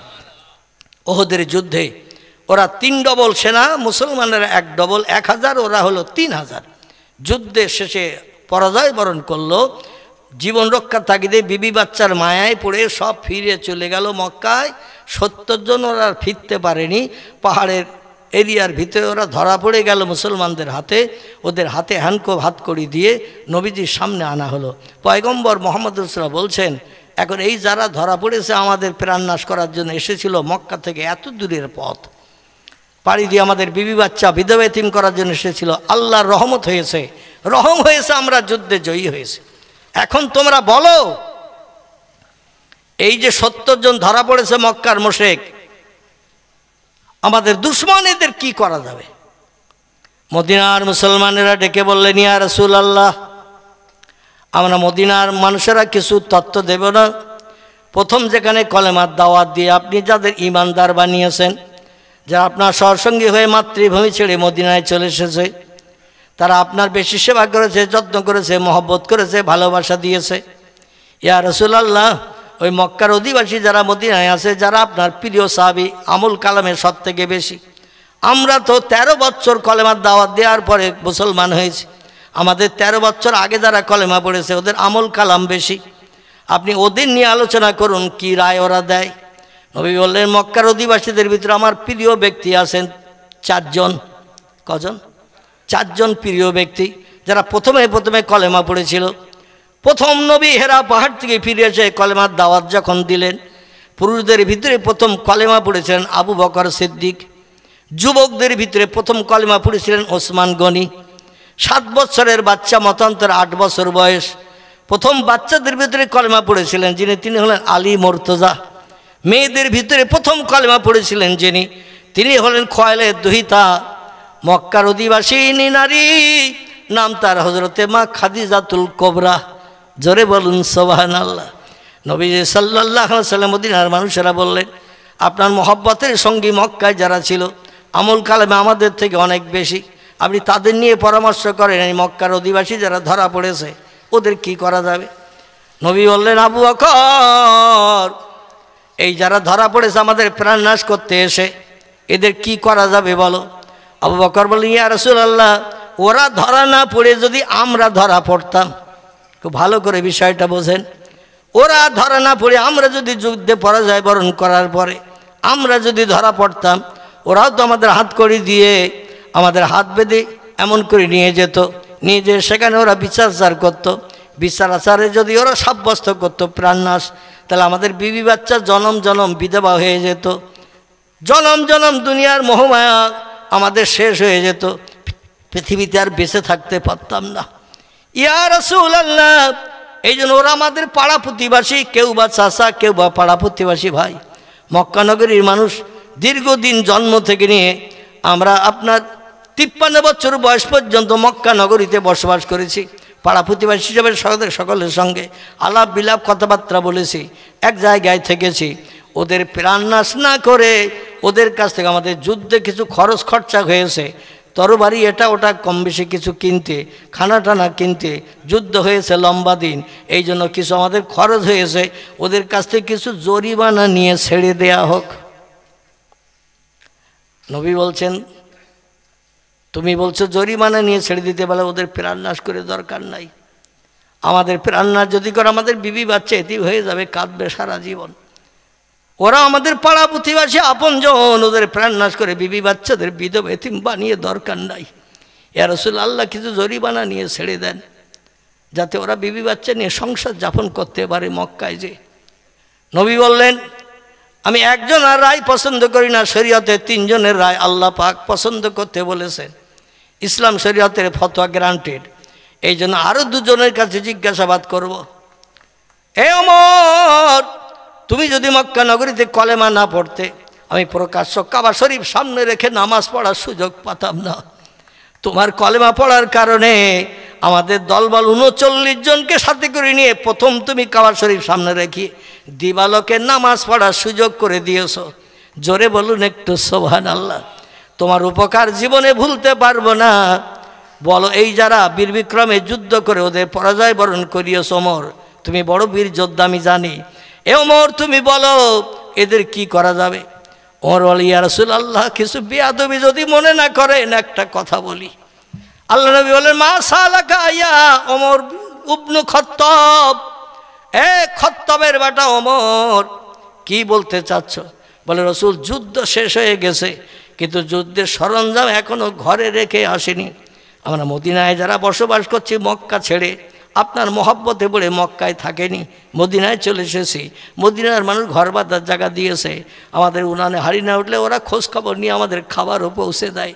ইয়া রাসূলুল্লাহ, যুদ্ধ শেষ হয়ে গেছে, মক্কার শত্রুদের ধরে আনা হয়েছে মদিনায়।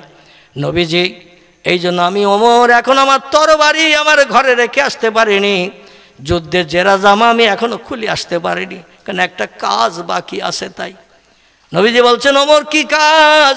বলি, ইয়া রাসূলুল্লাহ, শুধু আপনার অনুমতি লাগবে। যারা দীর্ঘদিন আমাদের সঙ্গে যুদ্ধ করে আমাদের 70 জনের মতো ইমানদার মোমেন মুসলমানদের শহীদ করে দিয়ে তাদের বিবি বাচ্চাদের বিধবা বানিয়ে দিয়েছে। আব্বা বলে, বাচ্চা যে ডেকে জীবন আর স্বাদ মিটাতে পারবে না। স্ত্রী স্বামীর কাছে কোনো জিনিসের দাবি করে জীবনের শখ মেটাতে পারবে না। শহীদ হয়ে গেছে যারা, পৃথিবীর মায়া ছেড়ে কবরে চলে গেছে তারা, ওদের পাহাড়ের কিনারে তাদের কবরস্থ করা হয়েছে ইয়া রাসূলুল্লাহ। আর যারা আমাদের বিবিদের বিধবা বানালো, সন্তানদের এতিম করলো, আর তাদের জরিমানা নিয়ে ছেড়ে দেবেন, আমি ওমর ওটা পছন্দ করি না। আমার রায় হলো, একটু অনুমতি দেন, এ মাথা থেকে ধরবো আর ও মাথা পর্যন্ত শুধু একবার করে তরবারি চালাবো, দেহ থেকে মাথাটা আলাদা করে দিয়ে দেব, যাতে অদূর ভবিষ্যতে কোনো দিন আপনার বিরুদ্ধে আর যুদ্ধ করতে ওরা না আসতে পারে। অনুমতি দেন। যে কটা ধরা পড়েছে সব কটা প্রাণনাশ করে দেব, কারণ ওরা মুনাফিক। এখনো ওয়াদা করবে আপনার বিরুদ্ধে আর মোকাবেলা করবে না, বাড়ি যে ওদের ওয়াদার মনে থাকবে না। এই জন্য ওরা আপনার বিরুদ্ধে আবার সুযোগ পেলে সদ্ব্যবহার করবে, আবার তরবারি ধরবে। ওদের ভবিষ্যতেই মুসলমানদের সঙ্গে বেঈমানদের সঙ্গে যুদ্ধ হতে গেলে কোনোদিন ওরা যেন আর মোকাবেলা করতে না পারে, আপনি শুধু একটু অনুমতি দেন, তরবারি দিয়ে এ মাথা থেকে ও মাথা আমি শেষ করে দেব। প্রাণনাশ না করে তরবারি নিজের ঘরের বেড়ার গায়ে আমি ঝুলাতে পারছি না। নবী বললেন, তোমার মতামতটা বড় কড়া, তোমার মতামতটা বড় কড়া। আল্লাহ নবী বলেন, আমার মহব্বতের জামাই ওসমান, যদিও তখন ওসমান রাদিয়াল্লাহু প্রিয় নবী মুহাম্মদ রাসূলুল্লাহর অতি কাছের মানুষ ছিলেন, এবং মদিনার সব থেকে বড় ধনাঢ্য ব্যক্তি ছিলেন। ওসমান, তোমার মত কি? ওসমান রাদিয়াল্লাহু বলি, ইয়া রাসূলুল্লাহ, আবু বকরের মতটাও আমার পছন্দ, কারণ বিবি বাচ্চা বিধবেতিভাবে বাপের আর বাপ বলে ডাকতে পারবে না, মার কাছে যে জীবনের কোনো দাবি করে শখ করতে পারবে না, কারণ বাবা আয় রোজগার করে, মেয়েরা ঘর কন্যার কাজ করে, রান্নাবান্নার কাজ করে, তারা জনম জনম সকল জীবনের শখ মেটানো থেকে বঞ্চিত হয়ে যাবে।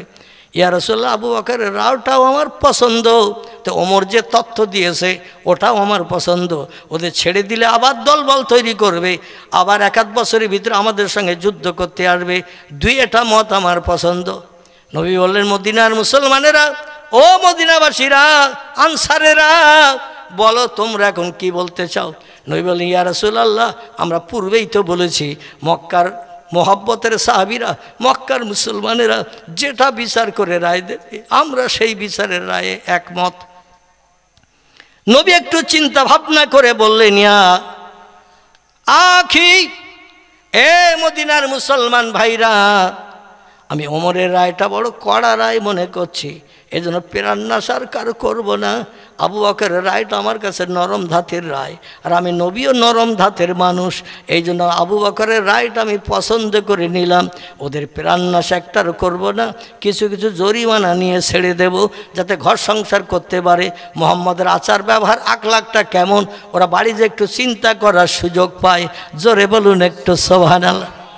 এমন সময় আল্লাহ বলছেন, ইযহাব ইয়া জিবরিল ইলা রাসূলিহি, রে জিবরিল তাড়াতাড়ি মদিনায় চলে যা, আমার নবীরে সালাম দিয়ে আমি আল্লাহ আমার পছন্দের কথাটা নবীরে জানিয়ে দিয়াই। জিবরিল আমিন ইসমে আজম পাঠ করে ডানা মেলে 1 মুহূর্তের ভিতরে পয়গম্বরের সামনে সে হাজির। আসসালামু আলাইকা ইয়া রাসূলুল্লাহ, আসসালামু আলাইকা ইয়া হাবিবাল্লাহ, ইয়া রাসূলুল্লাহ, আল্লাহর তরফ থেকে একটি তথ্য নিয়ে এসেছি। নবী বলছেন, মা সাহালাকা ইয়া আখি রুহুল আমিন, ইয়া আখি জিবরিল, কি আপনার তথ্য বলেন, কি তথ্য নিয়ে এসেছেন? জিবরিল বলছেন, পয়গম্বর, আপনি আবু বকরের রায়টা পছন্দ করেছেন, কিন্তু আল্লাহ আপনার মোহাব্বতের সাহাবী ওমরের রায়টা বেশি পছন্দ করেছেন। ওমরের রায়টা যদি পছন্দ করতেন আল্লাহ খুব বড় খুশি হয়ে যেত। নবী বললেন, আমি একরকম রায় ঘোষণা করেছি, আবার ঘুরিয়ে আরেক রকম রায় বলবো, মানুষ আমার সম্পর্কে বিভিন্ন বাজে মন্তব্য করবে, মুহাম্মদের কথা ঠিক নাই, মুহাম্মদের কথার দাম নাই, এখন এক কথা বলে পরে ঘুরিয়ে আরেক কথা বলে, যেটা আমাদের অভ্যাস। ঠিক বললাম না ভুল বললাম? আমাদের অভ্যাস, সুযোগে সদ্ব্যবহার করি। নবী বললেন, রায় যখন ঘোষণা হয়ে গেছে, আমি আবু বকরের রায়টাই বহাল করতে চাই, তবে যে যেমন ব্যক্তি তার কাছ থেকে তেমন জরিমানা নেওয়া হবে, নিয়ে তাদের ছেড়ে দেওয়া হবে, যাতে আমি মুহাম্মদ আমার আদর্শ চরিত্র কেমন বাড়ি যে যেন চিন্তা ভাবনা করার সুযোগ পাই। খুব সংক্ষেপ কথা। এবার আল্লাহ নবী একজনকে বলছেন, তুমি কে? বলে, আমি অমুক। আমি তো মক্কা নগরীতে 53 বছর বসবাস করেছি, তোমার সংসারের সহাল হকিকত আমি জানি, তোমার জরিমানা হলো 600 দিরহাম। তোমার নাম কি? বলে অমুক। বলে, তোমার জরিমানা হলো 400 দিরহাম। তোমার নাম কি? বলে অমুক। বলে, তোমার জরিমানা হলো 300 দিরহাম। তোমার নাম কি? বলে অমুক।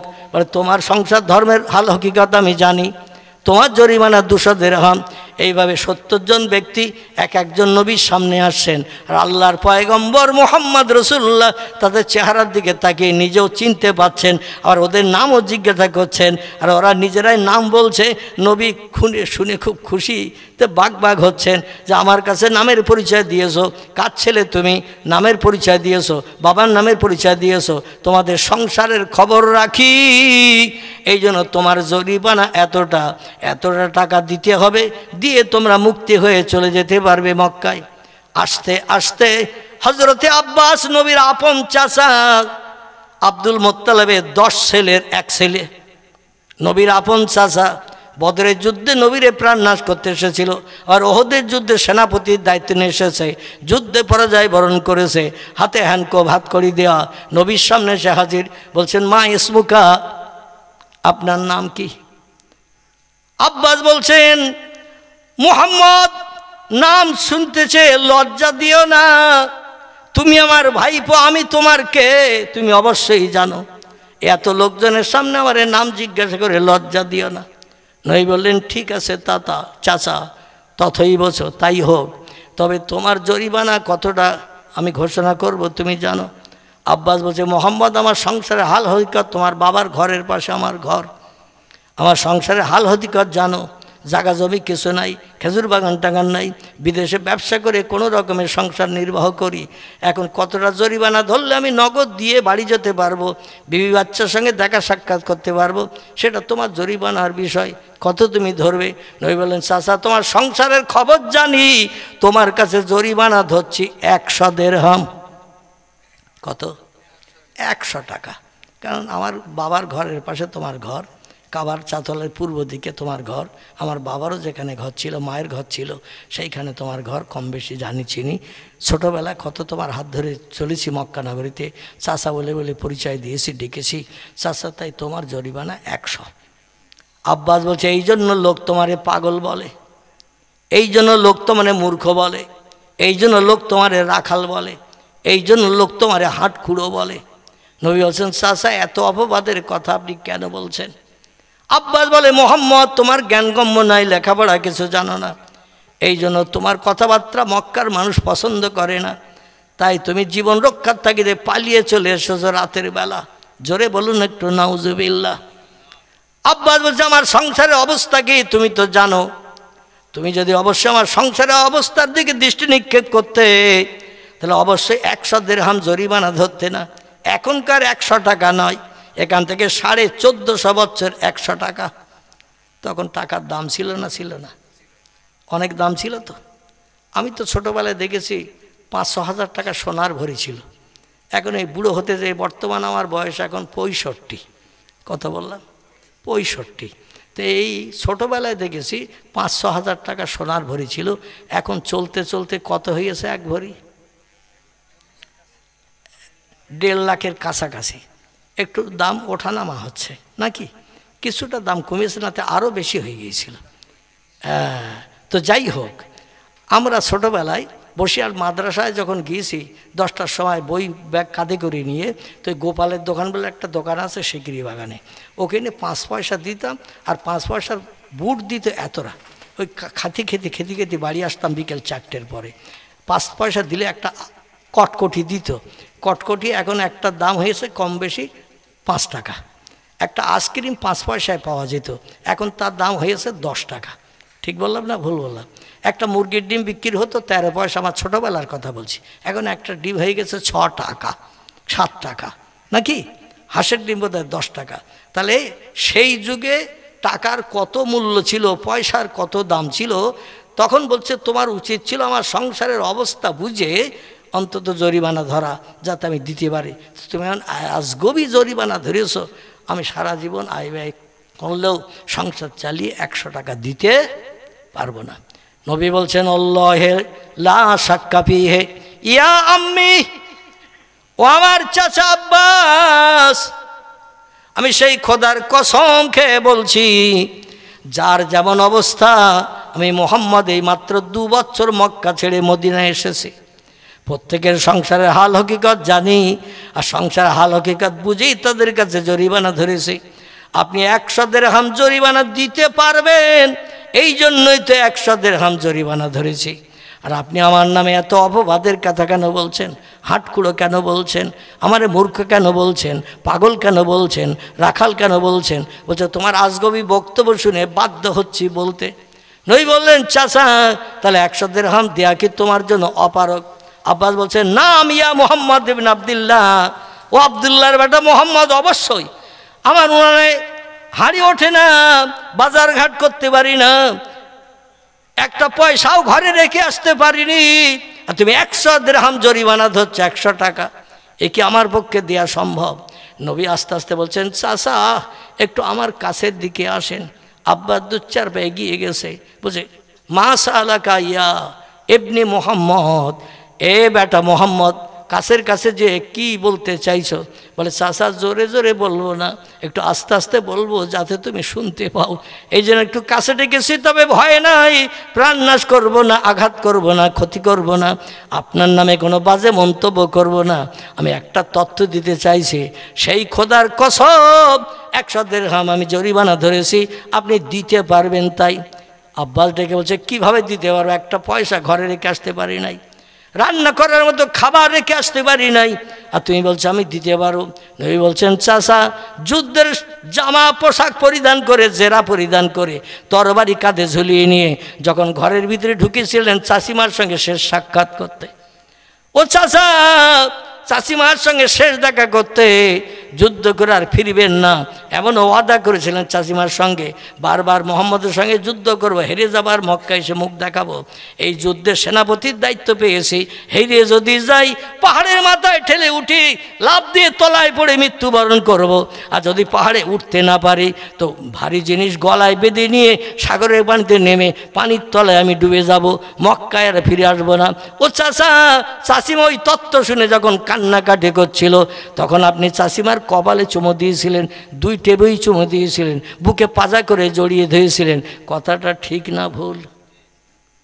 আব্বাস বলছে হায় রে, কোথায় সেই মক্কা আর কোথায় এই সেই মদিনা, 600 মাইল 600 কিলোমিটার দূর, 400 মাইল দূর, এত দূরে বসে মোহাম্মদ কি করে দেখল?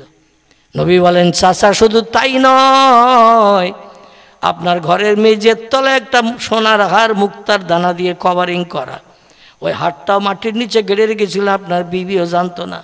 সেদিন হাটটা মাটি খুঁড়ে বার করে আপনার স্ত্রী গলায় পরিয়ে দিয়েছিলেন কিনা, আর পরিয়ে দিয়ে বলেছিলেন যদি কোনোদিন আমার কথা মনে পড়ে, কষ্ট পাও, হাতটা উঁচু করে দেখবে, দামি হাত দেখলে তোমার মনে সান্ত্বনা পাবে, ভবিষ্যতে যদি সংসার অচল হয় হাড় বিক্রি করলে মরণের দিন পর্যন্ত হাড়ের টাকা ভাঙিয়ে ভাঙিয়ে খেতে পারবে। ও চাচা এই হাতটা চাষিমার গলায় পরিয়ে দিয়ে এ কথা বলেছিলেন কিনা বলেন?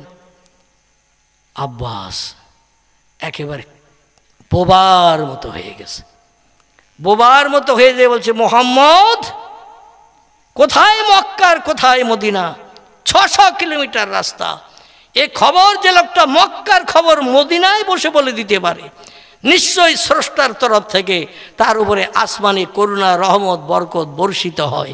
জোরে বলুন একটু সুবহান। ও মোহাম্মদ আমারে তুমি মুক্তি দাও না দাও আমি কিছু মনে করব না, আমার একটু তোমার হাতে হাত লাগিয়ে কলেমা পড়িয়ে দাও। জোরে বলুন একটু সুবহানাল্লাহ।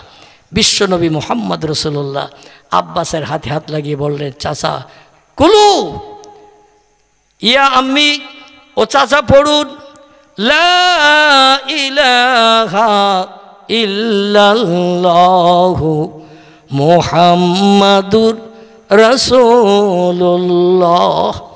আব্বাসের হাত কড়ি বাঁধা, ওই অবস্থায় কলেমা পড়লেন, নবীর হাতে হাত দিয়ে। নবী বললেন মদিনার মুসলমানেরা, আমার সাহাবীরা, এই লোকটা এখন তোমাদের ভাই হয়ে গেছে। কেন আল মুসলিম আখুল মুসলিম, একটা মুসলমান আর একটা মুসলমানের ভাই। একটা মুসলমান বিপদে থাকবে আর একটা মুসলমান সংসার জীবনে সুখ ভোগ করবে, এটা মুসলমানের চরিত্র নয়। ও আমার সাহাবীরা, এই আমার চাচা যে লোকটা ছিল মুশরিক বেঈমান, সে এখন কলেমা পড়ে মুসলমান হয়ে গেছে। এখন তোমরা মুসলমান ভাইয়ের মুখে হাসি ফুটাবে না কাঁদতে কাঁদতে বাড়ি ফিরাবে? মদিনার মুসলমানেরা বলে ইয়া রাসূলুল্লাহ, আমরা কোনো মুসলমানের জ্ঞানকৃত শস্য দানা পরিমাণ ক্ষতি করতে চাই না। নবী বললেন তা যদি না চাও তাহলে আমার চাচার হাতের হাত কড়িটা খুলে দিয়ে ওনার ওই জরিমানাটা মাফ করে দাও। মদিনার মুসলমানেরা জরিমানা মাফ করে দিয়ে দিল। নবীর এই আজগবি তথ্য আব্বাসের কাছে বর্ণনা করার কারণে, আব্বাসের কাছে পরিবেশন করার কারণে আব্বাস সঙ্গে সঙ্গে কলেমা পড়ে ইমানদার মুমিন মুসলমান হয়ে বিনা জরিমানায় হাসতে হাসতে বাড়ি ফিরে আসলো। ওই দিন থেকে নিয়ে কলেমার কাজ করা শুরু করে দিল মরণের দিন পর্যন্ত। এই অল্প দিনের ভিতরে আব্বাস দুনিয়ায় বেঁচে থাকতে আল্লাহ নবীর মুখে সরাসরি জান্নাতের সার্টিফিকেট পেয়ে গেল। একটু জোরে বলুন। কিন্তু আমরা মুসলমান, আমাদের অবস্থাটা কি? আসুন এবার নবীজির একটি হাদিসের কথা বলে। আমার কর্তৃপক্ষ ভাই একটু তথ্য দিয়েছিলেন কানে কানে, সেই সম্পর্কে 2-10 মিনিট বক্তব্য রাখবো, যদিও টাইম অনেক লম্বা হয়ে গেছে, আমি শেষ করে দিয়ে দেব। আমার ভাইরে নবীজি বলছেন বাদিরু বিল আমালে ফিতানান কা কেতাইল লাইলে মুসলিমুন ওয়াইসবিহু রাজুলু মুমিনান ওয়ায়ুমসি কাফিরান ওয়ায়ুমসি মুমিনান ওয়াইসবিহু কাফিরান ওয়ায়াবু দীনাহু বিআরাদিম মিনাদ দুনিয়া, রাওয়াহু মুসলিম। জোরে বলুন একটু সুবহানাল্লাহ। নবী বললেন আখিরি জমানায় আমার উম্মতির উপরে এমন একটা সময় আসবে, খুব ভালো করে শোনেন এবার কথাটা। বলছেন বাদরুবিল আমালে ফেতানান, মানুষের জীবনের আমল নামা ফেতনা ফাসাদে পরিপূর্ণ হবে।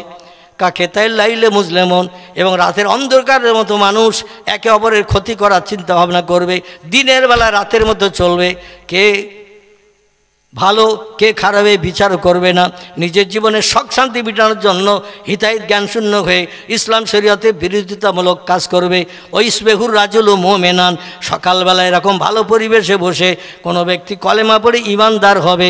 ওই ইউমসি কাফেরান, সন্ধ্যাবেলায় এমন একটা কাজ করবে, ওই দিনই যেদিন সকালে কলেমা পড়ে ইমানদার হলো, সন্ধ্যাবেলা এমন একটা কাজ করবে, এমন একটা কথা বলবে, লোকটা বেঈমান কাফের হয়ে যাবে। আবার সন্ধ্যাবেলা এরকম ভালো মজলিসে বসে কলেমা শরীফ পাঠ করে ইমানদার মোমেন হবে। ওই ইসবেহু কাফেরান, সকালবেলা ঘুম থেকে উঠে এমন কথা বলবে, এমন কাজ করবে, ও কাফের রূপান্তরিত হয়ে যাবে। ওর আর কোনো ইমানের লেশ মাত্র থাকবে না। কাজকর্ম কথাবার্তায় এমন কাজ করবে আমার উম্মতেরা। নবী বলছেন ওয়াইয়াবেউ দীনাহু, সেদিন ইসলাম ধর্মকে আমার উম্মতরা বিক্রি করে খাবে। ওয়াইয়াবেউ দীনাহু বেআরাদে মেনাদ দুনিয়া, দুনিয়ার ধন সম্পদ টাকা পয়সা মালমাত্রার লোভে ইসলাম ধর্মটাও পর্যন্ত বিক্রি করে খেয়ে নেবে, ধর্মের কোনো মর্যাদা দেবে না। সেদিন খুব সামনে ঘনিয়ে আসে। আর এমন একটা সময় পৃথিবীতে আসবে যে সময় আল্লাহ বলা মতো মানুষ তাম পৃথিবীতে কেউ থাকবে না। বর্তমানে বিজ্ঞানের প্রযুক্তির যুগে হাজারো যন্ত্রপাতি মেশিন তৈরি হওয়ার কারণে মানুষ এখন আল্লাহ থেকে একটু বেশি ভুলে গেছে, না যায় নাই? আল্লাহকে আর আল্লাহ বলে মানতে চায় না। তার কারণ যেটার প্রয়োজন বিজ্ঞান সেটা দিয়ে দিচ্ছে, যেটার প্রয়োজন পৃথিবীর দার্শনিকেরা জ্ঞানীরা সেটা দিয়ে আমার মুখে হাসি ফোটাচ্ছে। আল্লাহর কাছে আর কিছু চাওয়ার প্রয়োজন নাই। এইভাবে বিজ্ঞানের উন্নতিতে চলতে চলতে এমন একটা সময় পৃথিবীতে এসে যাবে মানুষরা তখন স্রষ্টার জন্য এবাদত উপাসনাও করবে না।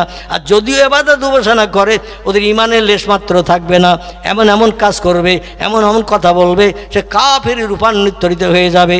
আল্লাহ কোরআনে বলছেন ইন্নাল্লাযীনা কাফারু ওয়া কাযযাবু বিআয়াতিনা উলাইকা আসহাবুন নারি হুম ফিহা খালিদুন।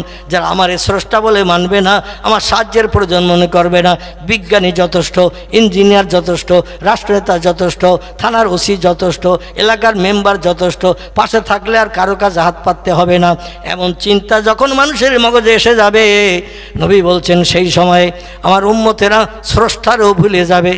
ওয়াকাযযাবু বিআয়াতিনা, আল্লাহর পাঠানো কোরআনের কথাও মানুষ মানবে না, কোরআন মানার দরকার হবে না, যা চাচ্ছে বিজ্ঞান তো তাই দিয়ে দিচ্ছে।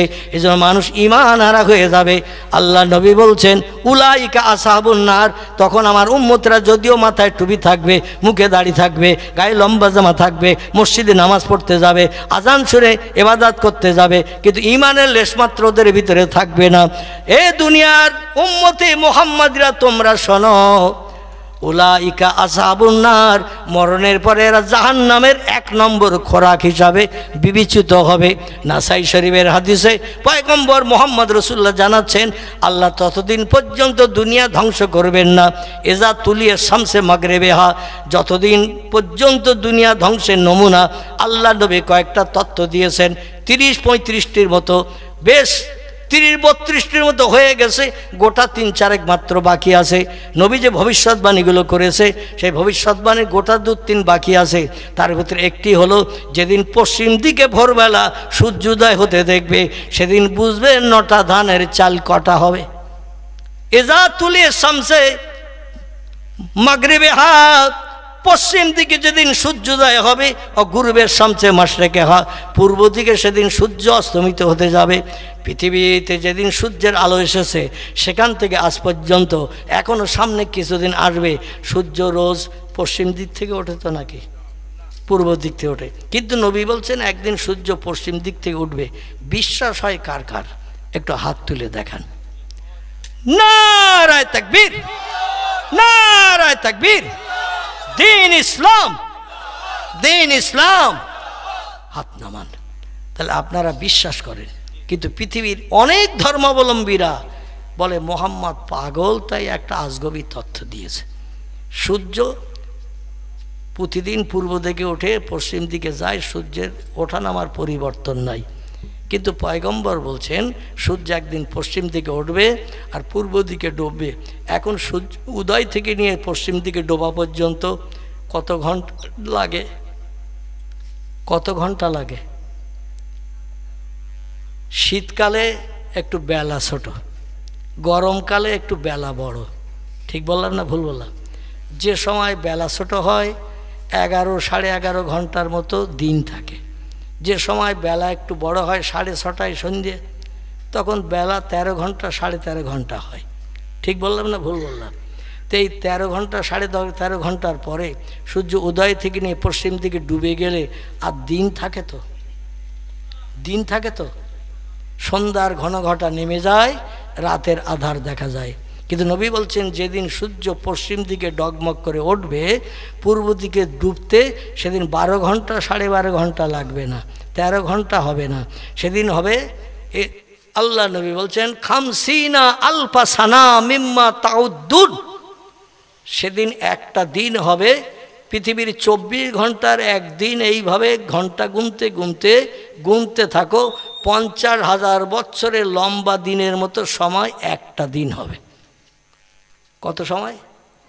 খামসিনা আলফা সানা মিম্মা তাউদ্দুন। নবী বলছেন যেভাবে মাস গণো, যেভাবে বছর গণো, 360-65 দিন আমরা বছর গুনি, ঠিক কি না? 24 ঘন্টা একটা দিন গুনি। এইভাবে 50,000 বছর গণনা করতে গেলে কত ঘন্টা লাগবে? ক্যালকুলেটার এখন গুণ করতে হবে, ঠিক কি না? তাও মোবাইল মেশিনে জায়গা ধরবে কি না আমি জানি না, সংখ্যা জায়গা। নবী বলছেন 50,000 বছর দিন করে ঘন্টা করে গণনা করলে যত সময় লাগবে একটা দিন হবে তত সময়ের। সেদিনে পৃথিবীর সব দেশের মানুষকে কেউ শ্মশানে, কেউ কবরে, কেউ সাগরে, কেউ জঙ্গলে, বাঘের পেটে, ভাল্লুকের পেটে, বিভিন্ন জীবজন্তুর পেটে যাদের কবর হয়েছে, সাগরের পানির তলায় কবর, দুনিয়ার মাটির তলায় কবর, শ্মশানের চিতায় পুড়িয়ে ছাই হয়ে যারা কবরস্থ হয়েছে সবাইকে সেদিন তোলা হবে। সুম্মা ইহুইকুম, কোরআনে সূরা বাকারা শুরুর দিকে 3য় পৃষ্ঠায় সম্ভবত, কিংবা 2য় পৃষ্ঠার শেষের দিকে এই তথ্যটা দেয়া হয়েছে। সুম্মা ইহুইকুম, তোমাদের আবার জেন্দা করা হবে, কবর থেকে উপরে উঠানো হবে। সুম্মা ইলাইহি তুরজাউন, আর জেন্দা করে তোমাদের নিয়ে যাওয়া হবে হাসরের মাঠে। কোথায়? হাসরের মাঠে নিয়ে যাওয়া হবে। আচ্ছা, হাসরের মাঠটা কোথায় হবে বলেন তো? হাসরের মাঠ তফসিরে মাফাতিহুল গাইব, তফসিরে মাজিদ, তফসিরে রুহুল বায়ান, তফসিরে মাওজিহুল কোরআন, তফসিরে বায়ানুল কোরআন, তফসিরে কাশাফ, বিখ্যাত বিখ্যাত তফসিরের কেতাবে লেখকেরা লিখেছেন মদিনাতুল মুনাওয়ারা, মক্কা মুকাররমা, সৌদি দেশ থেকে উত্তর দিকে একটা দেশ আছে, দেশটির নাম হলো সিরিয়া। কি নাম বললাম? সিরিয়া বলে একটি দেশ আছে, যে দেশের একটি অঙ্গরাজ্য এখন আমরা কম বেশি সকলে জানি। একটি রাজ্যের নাম হলো ইসরায়েল। কি নাম বললাম? যে ইসরায়েলরা বাইতুল মুকাদ্দাস বর্তমানে দখল করে রেখেছে, মুসলমানদের নামাজ পড়তে দেয় না। আগে কিছুদিন মুসলমানদের শুক্রবার দিন, জুমার দিন নামাজ পড়তে দিত। বর্তমানে ওরা এখন বাইতুল মুকাদ্দাস অ্যাটাক করে নিয়েছে, মুসলমানদের ঢুকতে দেয় না, যেতে দেয় না। জোর করে ইবাদত করতে গেলে এদের জীবন উৎসর্গ করতে হয়, প্রাণ দিতে হয় ওই ইসরায়েলের পুলিশ মিলিটারি সোলজারদের গুলিতে। এই বাইতুল মুকাদ্দাস পৃথিবীর 2য় পুরানো মসজিদ। কি মসজিদ বললাম? পৃথিবীর 2য় পুরানো মসজিদ। পৃথিবীর প্রথম পুরানো মসজিদের নাম হলো কাবা বাইতুল্লাহ। এর আগে কোনো মসজিদ তৈরি হয়নি। 2 নম্বরে পুরানো মসজিদ হলো ওই সিরিয়ার দেশে একটি জায়গা আছে, জায়গাটির নাম হলো প্যালেস্টাইন। কি নাম বললাম? প্যালেস্টাইন। প্যালেস্টাইন গাজা ভূখণ্ড, যেখানে গাজা। এই প্যালেস্টাইনে পয়গম্বর দাউদ নবী ইনি প্রথম একটা মসজিদের ভিত গড়েছিলেন আল্লাহর ইবাদতের জন্যে। আর ভিত কমপ্লিট করে আল্লাহ পাক আজরাইলকে দিয়ে তার প্রাণনাশ করিয়েছিলেন। ওনার 12 মতান্তরে 13টা ছেলে ছিল। এই ছেলের ভিতরে ছোট ছেলে ছিলেন যিনি, তার নাম ছিল হজরতে সোলাইমান। এই সোলাইমান বাবার ভিতের উপরে বাকি কাজ কমপ্লিট করে একটা মসজিদ বানিয়েছিলেন 3 গম্বুজ বিশিষ্ট। ক গম্বুজ বললাম? 3 গম্বুজ বিশিষ্ট একটা মসজিদ বানিয়েছিলেন, যে মসজিদের ভিতরে এবং চাতোয়ালে 1,75,000 মানুষ একসঙ্গে জামাতে নামাজ পড়ার সুযোগ পায়। দিল্লিতে বাদশাহ শাহজাহান একটা মসজিদ বানিয়েছিলেন, দিল্লির জামে মসজিদ, লালকেল্লার কাছে। এই মসজিদে 1,00,000 মানুষ মসজিদ এবং চাতোয়াল সমেত একই জায়গায় নামাজ পড়তে পারে। 1,00,000 মানুষ। ওই মসজিদে 1,75,000 মানুষ জামাতে নামাজ পড়ার সুযোগ পায়। নবী বলেছেন, যদি কোনো দেশ ভ্রমণ করতে চাও, কোনো জিনিস যদি দেখতে ঘর থেকে বেরিয়ে যাও, 3টি জায়গায় তোমরা যেও। কটা? আল্লাহ নবী মুকুটমণিপুরের কথা বলেনি, দীঘার সমুদ্র সৈকতের কথা বলেনি, আমার ভাইরা অন্য অন্য জায়গার কথা বলেননি। নবী বলছেন, যদি কোনো দেশ ভ্রমণ করতে চাও, কোথাও যদি বেড়াতে চাও, 3টি জায়গায় যেও। এতে তোমাদের লস হবে না, বরং লাভ হবে। একটি জায়গা হলো আমার মাতৃভূমি মক্কাতুল মোকাররমা, কাবা ঘর দেখতে এসো। এখানে 1 রাকাত নামাজ পড়তে পারলে 1,00,000 রাকাত নামাজ পড়ার সব আল্লাহ তোমার নামামলের থলিতে লিপিবদ্ধ করে দেবেন। এরপরও যদি তোমার অর্থ থাকে, পয়সা থাকে অন্য কিছু দেখার জন্য, তাহলে আমার মৃত্যুভূমির দেশ আর মদিনাতুল মুনাওয়ারা, মদিনার মসজিদ একটু দেখতে এসো। এখানে আমি মুহাম্মদ রাসূলুল্লাহ আমার হাতে গড়া, কষ্ট করা একটা মসজিদ আমার হাতে গড়া বানানো আছে। যে মসজিদটির নাম হলো আল মসজিদুল মুনাওয়ারা, মসজিদে নববী। এই মসজিদে যদি কোনো ব্যক্তি 1 রাকাত নামাজ পড়ে, আল্লাহ তার নামামলের থলিতে 50,000 রাকাত নামাজ পড়ার সব তার নামামলের থলিতে লিপিবদ্ধ করে দেবেন, হাসরের মাঠে লাভবান হওয়ার জন্য। জোরে বলুন একটু সুবহানাল্লাহ। নবী বলেছেন, আর একটা জায়গায় তোমরা বেড়াতে যেও, ভ্রমণ করতে যেও। সেটা হলো সিরিয়ার প্যালেস্টাইনের জেরুজালেমে অবস্থিত একটি মসজিদ, নাম মসজিদুল আকসা, যার কোরআনী নাম হলো মসজিদুল আকসা, আর দেশের মানুষের কাছে তার নাম হলো বাইতুল মুকাদ্দাস। কি নাম বললাম? বাইতুল মুকাদ্দাস। তাফসীরের কিতাবে লেখকেরা লিখেছেন, তিরমিজি, আবু দাউদ শরীফে হাদিসে পয়গম্বর বলছেন, এই বাইতুল মুকাদ্দাসের সামনে হাসরের মাঠের শুভ সূচনা হবে। খুব ভালো করে শোনেন, বাইতুল মুকাদ্দাসের সামনে ওই সিরিয়ার জমিন, মক্কা মুকাররমা থেকে কয়েক হাজার কিলোমিটার রাস্তা দূর উত্তর দিকে, এইখানে হবে মূল স্টেজ। আজকের এই জলসার জন্য যেমন একটা ছোট্ট স্টেজ বানিয়েছেন বক্তা বসার জন্য, আল্লাহ পাক ওই বাইতুল মুকাদ্দাসের সামনে নিজের আরশ কুরসি 7ম আসমানের উপর থেকে নামিয়ে নিয়ে আসবেন এবং শূন্যে গ্যাস বালুনের বেলুনের মতো ভাসিয়ে রাখবেন। জোরে বলুন একটু সুবহানাল্লাহ। এখন আরশ কুরসি ভেসে থাকবে বলে মনে হয়? আল্লাহ শুধু যদি বলে কোন ফায়াকুন, সঙ্গে সঙ্গে সেটা হয়ে যাবে।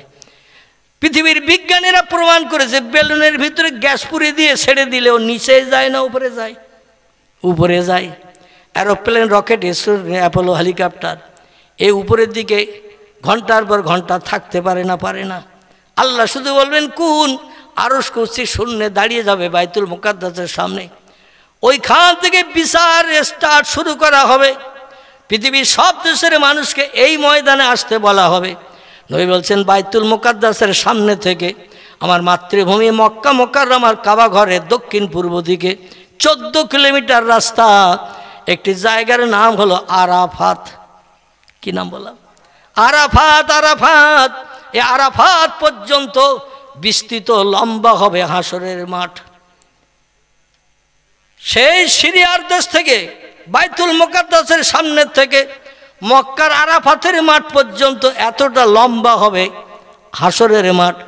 দুনিয়ার সব দেশের মানুষ, আগে যারা মারা গেছে, এখন যারা মরছে, ভবিষ্যৎ জেনারেশন যারা আছে কিয়ামত পর্যন্ত, সবাইকে আল্লাহ এক হুকুমে কোন শব্দ দিয়ে জিন্দা করে এক জায়গায় হাজির করাবেন। কিছু কিছু মানুষ চিন্তা ভাবনা করে, এত লোকের জায়গা এক জায়গায় আল্লাহ ধরাতে পারবে না। কারণ আগে মরিয়ে গেছে যারা, এখন মারা যাচ্ছে যারা, পরে মারা যাবে যারা, সব মানুষকে যদি এক জায়গায় করা হয় জায়গা ধরবে না। আল্লাহ বলছেন, তোমরা গাডার টানো না, গাডার, ছোট গাডার টানলেও লম্বা হয় না, একই রকম থাকে। চাম যদি টানেন, চাম গুলতে আগে আমরা মাটির গুলি ছুটতাম, পাখিটাকে মারার জন্য। এই চামগুলতি যদি টানেন ও লম্বা হয় না, হয় না? আল্লাহ বলছেন আমি শুধু বলবো কোন হাসরের মাঠ এত লম্বা হবে, পৃথিবীর মানুষ হাসরের মাঠে গেল জায়গা পরিপূর্ণ হবে না, আরো বহু জায়গা বাকি থাকবে। জোরে বলুন একটু সুবহানাল্লাহ। তো এই হাসরের মাঠ কায়েম হওয়ার আগে আল্লাহ ইমানদারদের ছাঁটাই করার জন্য, বেঈমানদের ছাঁটাই করার জন্য কিছু নমুনা পৃথিবীতে নিক্ষেপ করবেন। দাব্বাতুল আরদ নামের এক রকমের পাহাড় থেকে চতুষ্পদ জন্তু বার করবেন, তারা সামনে যা পাবে তাই সব খাবে, খেয়ে শেষ করবেন। এরপরও আল্লাহ নবী বলছেন শোনো, তামাম পৃথিবীতে আল্লাহ বলা মতো কোনো মানুষ যখন থাকবে না, আল্লাহ তখন বললেন আমার স্বাদের দুনিয়া আমি আর রাখবো না। এত শখ করে আমার দুনিয়া বানিয়েছি, আর দুনিয়ার সেরা সৃষ্টি যাদের বানিয়েছি, লাকাদ খলাকনাল ইনসানা ফি আহসানি তাকওয়িম। আমি 18,000-এর মতো সৃষ্টি পৃথিবীতে পাঠিয়েছিলাম দুনিয়ার সৌন্দর্য শ্রীবৃদ্ধির জন্য, কিন্তু এই 18,000 সৃষ্টির ভিতরে সেরা সৃষ্টি ছিল যারা, তারা হলো মানুষ, ইনসান, মানুষ। আমি এই মানুষকে আমার ইবাদতের জন্য দুনিয়ায় পাঠিয়েছিলাম। ওমা খলাকতুল জিন্না ওয়াল ইনসা ইল্লা লিয়াবুদুন। আল্লাহ বলছেন বাঘকে ইবাদতের জন্য পাঠাই নাই, ভল্লুককে পাঠাই নাই, সাপকে পাঠাই নাই, ব্যাঙকে পাঠাই নাই, অন্য কোনো সৃষ্টিকে ইবাদতের জন্য পাঠাই নাই। ইবাদতের জন্য দুটি সৃষ্টি পাঠিয়েছি, একটার নাম হলো জিন, একটার নাম ইনসান। জিনেরা অতীতে আমার ইবাদত করেনি, তা আমার দুনিয়ার সৌন্দর্য শ্রীবৃদ্ধির জন্য মানুষ বানিয়ে পাঠিয়েছিলাম। মানুষ যতদিন ইবাদত করবে আমার দুনিয়া ততদিন সুজলা সুফলা সুফলা থাকবে। যেদিন মানুষ আমার আর নেবে না, সেদিন আমি এই দুনিয়ায় মানুষের উপরে আসমানে গজব নিক্ষেপ করব, এক একটা গজব নিক্ষেপ করব, মানুষের উচিত শিক্ষা দেব। শিক্ষা দিতে দিতে এইভাবে ইমাম মেহেদী আলাইহিস সালাম আসবে। ইমাম মেহেদী, কিছু কিছু বর্ণনাকারী বলছেন ইমাম মেহেদীর জন্ম হয়ে গেছে, তো এখনও বাইরে প্রকাশ হয়নি। ওনার নাম হবে আহমদ কিংবা মোহাম্মদ, দুটি নামের একটি নাম হবে, এবং ওনার পিতার নাম হবে আবদুল্লাহ। নবীজির মায়ের নামের সঙ্গে তার মায়ের নাম হবে আমিনা। জোরে বলুন একটু সুবহানাল্লাহ। পৃথিবীতে ওই সময় মানুষ যখন বেঈমান হয়ে যাবে, অধিকাংশ দেশের মানুষ বেঈমান হবে, স্রষ্টা মানবে না, ধর্ম মানবে না, ধর্মের আচার অনুষ্ঠান তারা মেনে চলবে না। ওই সময় ইমাম মেহেদী পাঠানো হবে। ইমাম মেহেদী মানুষের কাছে এসে কলেমার দাওয়াত, দিনের দাওয়াত, নবীর কলেমা প্রচার করবেন, কিন্তু মানুষ সেটা মানতে চাইবে না। কিছু মানুষ যখন মানতে চাইবে, ওই সময় আল্লাহ পাক মানুষের ঈমান পরীক্ষার জন্য একটা ব্যক্তিকে পাঠিয়ে দেবেন। তার আরবি নাম বলা হয়েছে দাজ্জাল। কি নাম বললাম? নাম বলা হয়েছে দাজ্জাল। নবী বলছেন এ হলো কাফের, বেঈমান, এ তামাম পৃথিবীর মানুষকে বেঈমান বানিয়ে ছাড়বে। পূর্ব প্রান্ত থেকে মানুষকে বেঈমান বানাতে বানাতে, পশ্চিমা দেশ থেকেও মানুষকে বেঈমান বানাতে বানাতে, ঘুরতে ঘুরতে মক্কা মুকাররমার কাছাকাছি এসে হাজির হবে। সিরিয়ার জমিন থেকে মানুষদিগকে বেঈমান বানাতে বানাতে দক্ষিণ দিকে মক্কার দিকে চলে আসবেন। ওই সময় আল্লাহ পাক রব্বুল আলামিন ইমাম মেহেদীর সঙ্গে তার মোকাবেলা হবে। বর্ণনাকারীদের মতে ইমাম মেহেদী আলাইহিস সালাম দীর্ঘ বীরবিক্রমের যুদ্ধ করার পরে তিনি ইন্তেকাল করবেন। দাজ্জালের কিছু স্পেশাল পাওয়ার আল্লাহ দেবেন।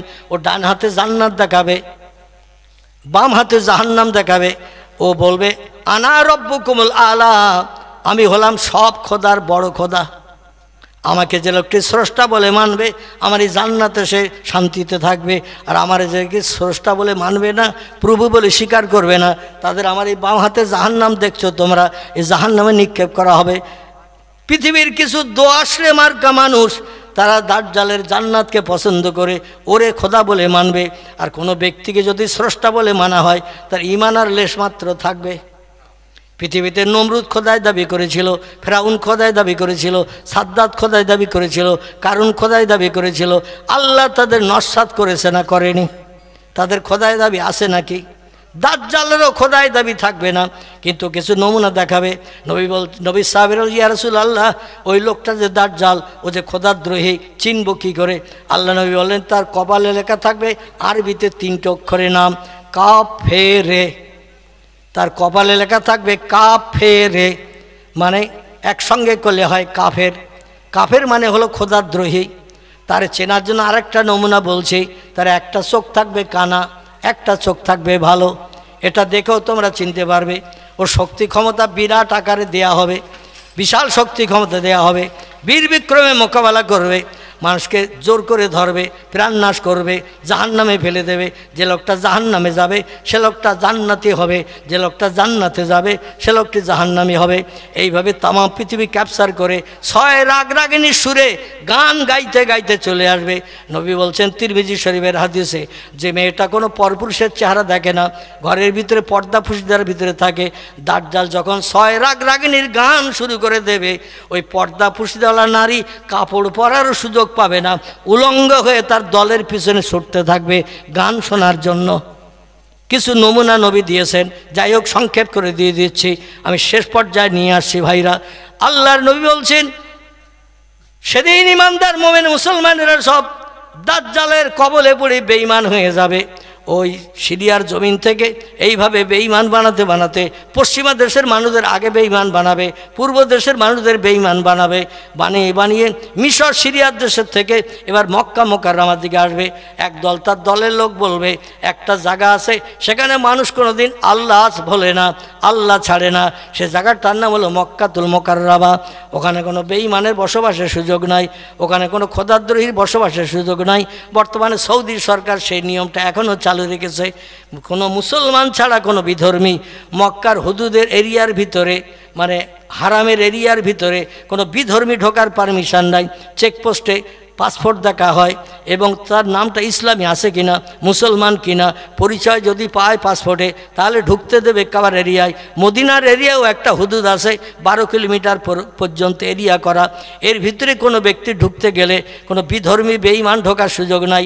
যারা পেশাব করে পানি নেয় না, অজুট করে না, শরীয়তের মসলা মসাইল যারা মানে না, এদের নবীর রওজা মোবারকের এরিয়ায় ঢোকারও পারমিশন নাই।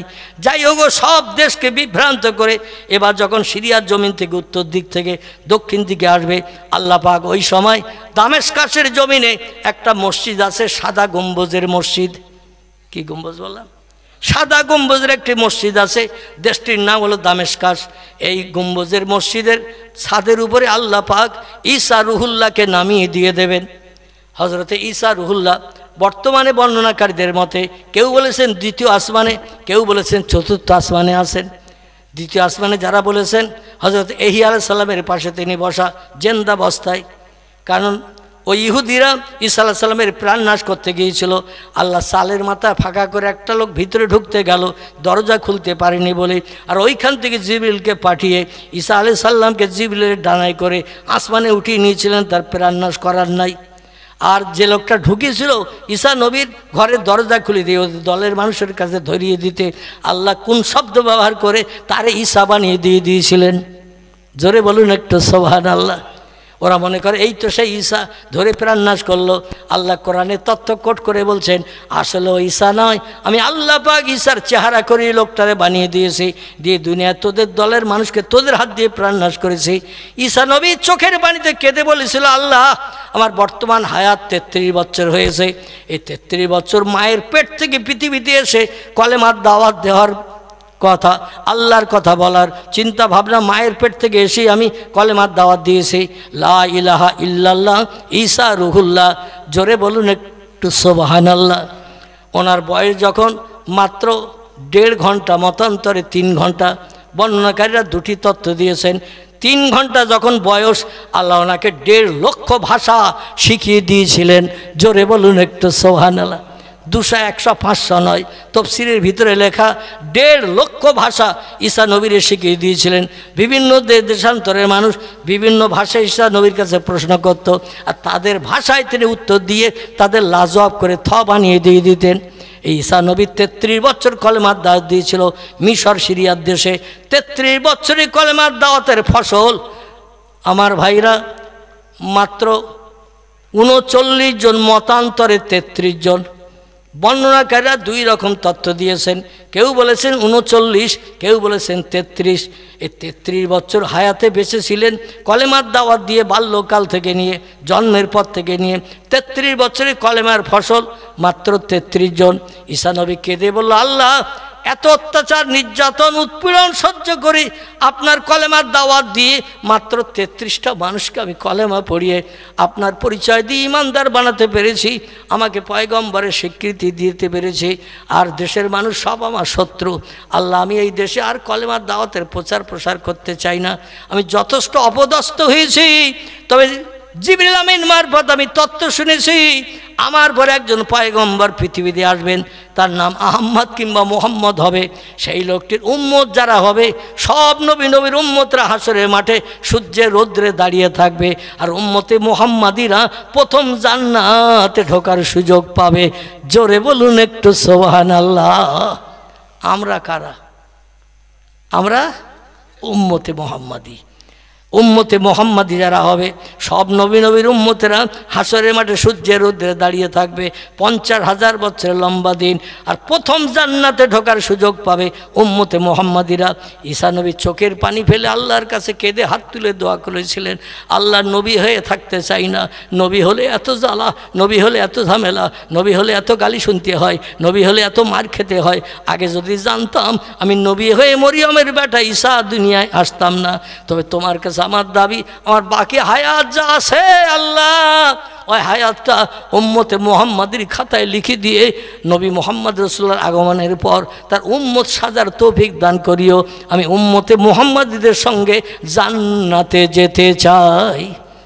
এই জন্য আল্লাহ পাক ঈসা নবীকে দামাস্কাসের ওই জামে মসজিদের চূড়ায় পাঠিয়ে দিয়ে দেবেন। ওখানে উনি নেমে বলবেন, একটা সিঁড়ি দাও, মসজিদের ছাদের উপর থেকে নিচে নামবো। উনি মসজিদের ছাদের উপর থেকে নিচে নামবেন। সংক্ষেপ কথা, নিচে নামার পরে মানুষজন ওনার দেখেই চিনতে পারবেন, মান আনতা মা ইসমুকা, কে আপনার পরিচয় দিন। উনি তখন বলবেন, আনা ঈসা রুহুল্লাহ। ওনার কাছে জিজ্ঞাসাবাদ করা হবে, তোমার পরিচয় কি? বলে, ইবনে মরিয়ম। আমার পরিচয় হলো আমি মরিয়মের বেটা। মানুষ সঙ্গে সঙ্গে তার হাতে হাত দিয়ে বায়াত গ্রহণ করবে। তো বায়াতটা কিন্তু তার নামের কলেমায় হবে না, আমাদের নবী মুহাম্মদ রাসূলুল্লাহর নামের কলেমায় হবে। জোরে বলুন সুবহানাল্লাহ।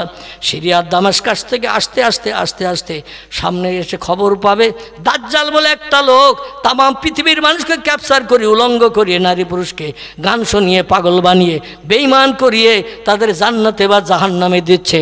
সেই লোকটা এখন কাবা শরীফের দিকে যাচ্ছে, দুনিয়ার আর কোনো জায়গা বাকি নাই তার যাওয়া, কাবার দিকে যাচ্ছেন। ঈসা বলবেন, আমি তো তার সঙ্গে লড়াই করবো বলে এতদিন অপেক্ষায় আল্লাহর আসমানের ভিতরে জান্নাতের ভিতরে চতুর্থ আসমান মতান্তরে দ্বিতীয় আসমানে ছিলাম, সেখান থেকে আমি আল্লাহ পাক আমাকে নামিয়ে দিয়েছেন। আমি এখন ওই দাজ্জালকে দুনিয়া থেকে বিদায় করাবো, মুহাম্মদ রাসূলুল্লাহর উম্মতের সংখ্যা শ্রীবৃদ্ধি করাবো, নবীর ইজ্জত রক্ষা করাবো। এই জন্য চলো আমাকে নিয়ে চলো। যারা দাজ্জালের সঙ্গে মোকাবেলা করে জয়ী হতে পারেনি, আল্লাহর রহমত হলে আমি দাজ্জাল থেকে দুনিয়া থেকে নিকেশ করে দিয়ে মুহাম্মদ রাসূলুল্লাহর দিন দুনিয়ায় প্রচার করাবো। আস্তে আস্তে আস্তে আস্তে মক্কা নগরীর কাছাকাছি, কেউ বা বলেছেন ইরাকের দেশের একটি নদী আছে, নাম হলো তার ফোরাতের নদী। এই নদীর কাছাকাছি যখন তিনি এসে যাবেন, দাজ্জাল দেখি পালাতে শুরু করে দেবে। ঈসা নবী দলবলকে বলবেন, ধরো ধরো, এবার বীর বিক্রমে যুদ্ধ হবে। লম্বা ঘটনা সংক্ষেপ করে আমি শেষ করে দিচ্ছি। যুদ্ধ হবে দাজ্জালের সঙ্গে ঈসা নবীর, কিন্তু আল্লাহর আসমানের রহমত ঈসার উপরে থাকার কারণে এই বিশাল শক্তিশালী ক্ষমতাশালী বিশাল আকারের দেহধারী লোকটা একটা চোখ কানা থাকবে, কপালে কাফের লেখা থাকবে, এবং তার শরীরটা ওই রকম শরীর স্বাস্থ্য ভয়ঙ্কর থাকবে। প্রাণ নাশ তাকে করে দিয়ে ঈসা নবী মক্কা নগরীতে চলে আসবেন, কাবা শরীফ তওয়াফ করবেন, দেশের জনগণ তার উপরে নেতৃত্ব দেবেন। আপনি যখন দুনিয়ার শত্রুকে আল্লাহর শত্রুকে নিপাত করে দিয়েছেন, আপনার হাতে হাত দিয়ে আমরা বায়াত হব। যতদিন আপনি পারেন আমাদের সংসার জীবনকে সুখময় করেন। তফসিরে এসেছে, হাদিস শরীফের ভিতরে এসেছে, আল্লাহ নবী বলছেন 33 বছর হায়াতে আসমানে উঠে গিয়েছিল, বাকি আল্লাহ পাক তার 47 বছর এই দুনিয়ায় আসমান থেকে আসার পরে 47 বছর তার হায়াতে বেঁচে থাকার সুযোগ দেবেন। এই 47 বছর বেঁচে থাকবেন এবং তিনি বিবাহ বন্ধনে আবদ্ধ হবেন। 2 মতান্তরে 3টি বাচ্চার পিতা হবেন তিনি, এবং 47 বছর দুনিয়ায় সোনা ফলিয়ে দেবেন। যখন যেখানে যেটা বলবেন সেটা হবে। মানুষ সুখী সমৃদ্ধিশালী জীবন গঠন করে নবীজির উম্মতের স্বীকারোক্তি দিয়ে কাজ করতে থাকবে। ইবলিস শয়তান আবার ধোঁকা প্ররোচনা দিতে দিতে মানুষকে আবার বেঈমান বানাবে। তিরমিজি শরীফের হাদিসে আল্লাহর নবী একটা তথ্য দিয়েছেন, তাম পৃথিবীতে যত সময় আল্লাহ বলা মানুষ থাকবে, আল্লাহ তত সময় পশ্চিম দিকে সূর্য উদয় করবে না। যখন তাম পৃথিবীর মানুষ 24 ঘন্টা আল্লাহর নাম একটা লোক হোঁচট খেলেও বলবে না, আল্লাহ তখন বলবেন, ইসরাফিল সিংহায় ফুৎকার দে, আমার সাদের দুনিয়া রাখার দরকার নাই। জোরে বলুন একটু সুবহানাল্লাহ, জোরে বলুন একটু সুবহানাল্লাহ। সেদিন দুনিয়া ধ্বংস হবে। এখন দুনিয়া চিরস্থায়ী বসবাসের জায়গা নয়, দুনিয়া হলো ক্ষণস্থায়ী। আজকের আসি কালকে থাকবো না, এসেছি বাজার করতে, বাজারটা ভালো করব কি খারাপ করব ওটা আমাদের সিদ্ধান্ত নিতে হবে। ভালো বাজার মানে কোরআন তিলাওয়াত করতে হবে, 5 ওয়াক্ত নামাজ পড়তে হবে, রমজানে রোজা রাখতে হবে, নফল রোজা রাখতে হবে, তসবিহ তাহলিল পাঠ করতে হবে, জিকির আজকার করতে হবে, তাহাজ্জুদে নামাজ পড়তে হবে, ইশরাকে নামাজ পড়তে হবে, আওয়াবিনের নামাজ পড়তে হবে, আল্লাহর ইবাদত বন্দেগী বেশি বেশি করতে হবে। যদি করতে পারি, ভালো বাজারে নিয়ে হাসরে গেলে আল্লাহ দেরি করাবেন না, সরাসরি জান্নাত হালাল বানিয়ে দেবেন। জোরে বলুন আমিন। আর লম্বা আলোচনা করব না, একটু দাঁড়িয়ে যান, সোনার মদিনায় নবীজির দরবারে একটু প্রাণ ঢালা সালাম পেশ করে নেই। ইয়া নবী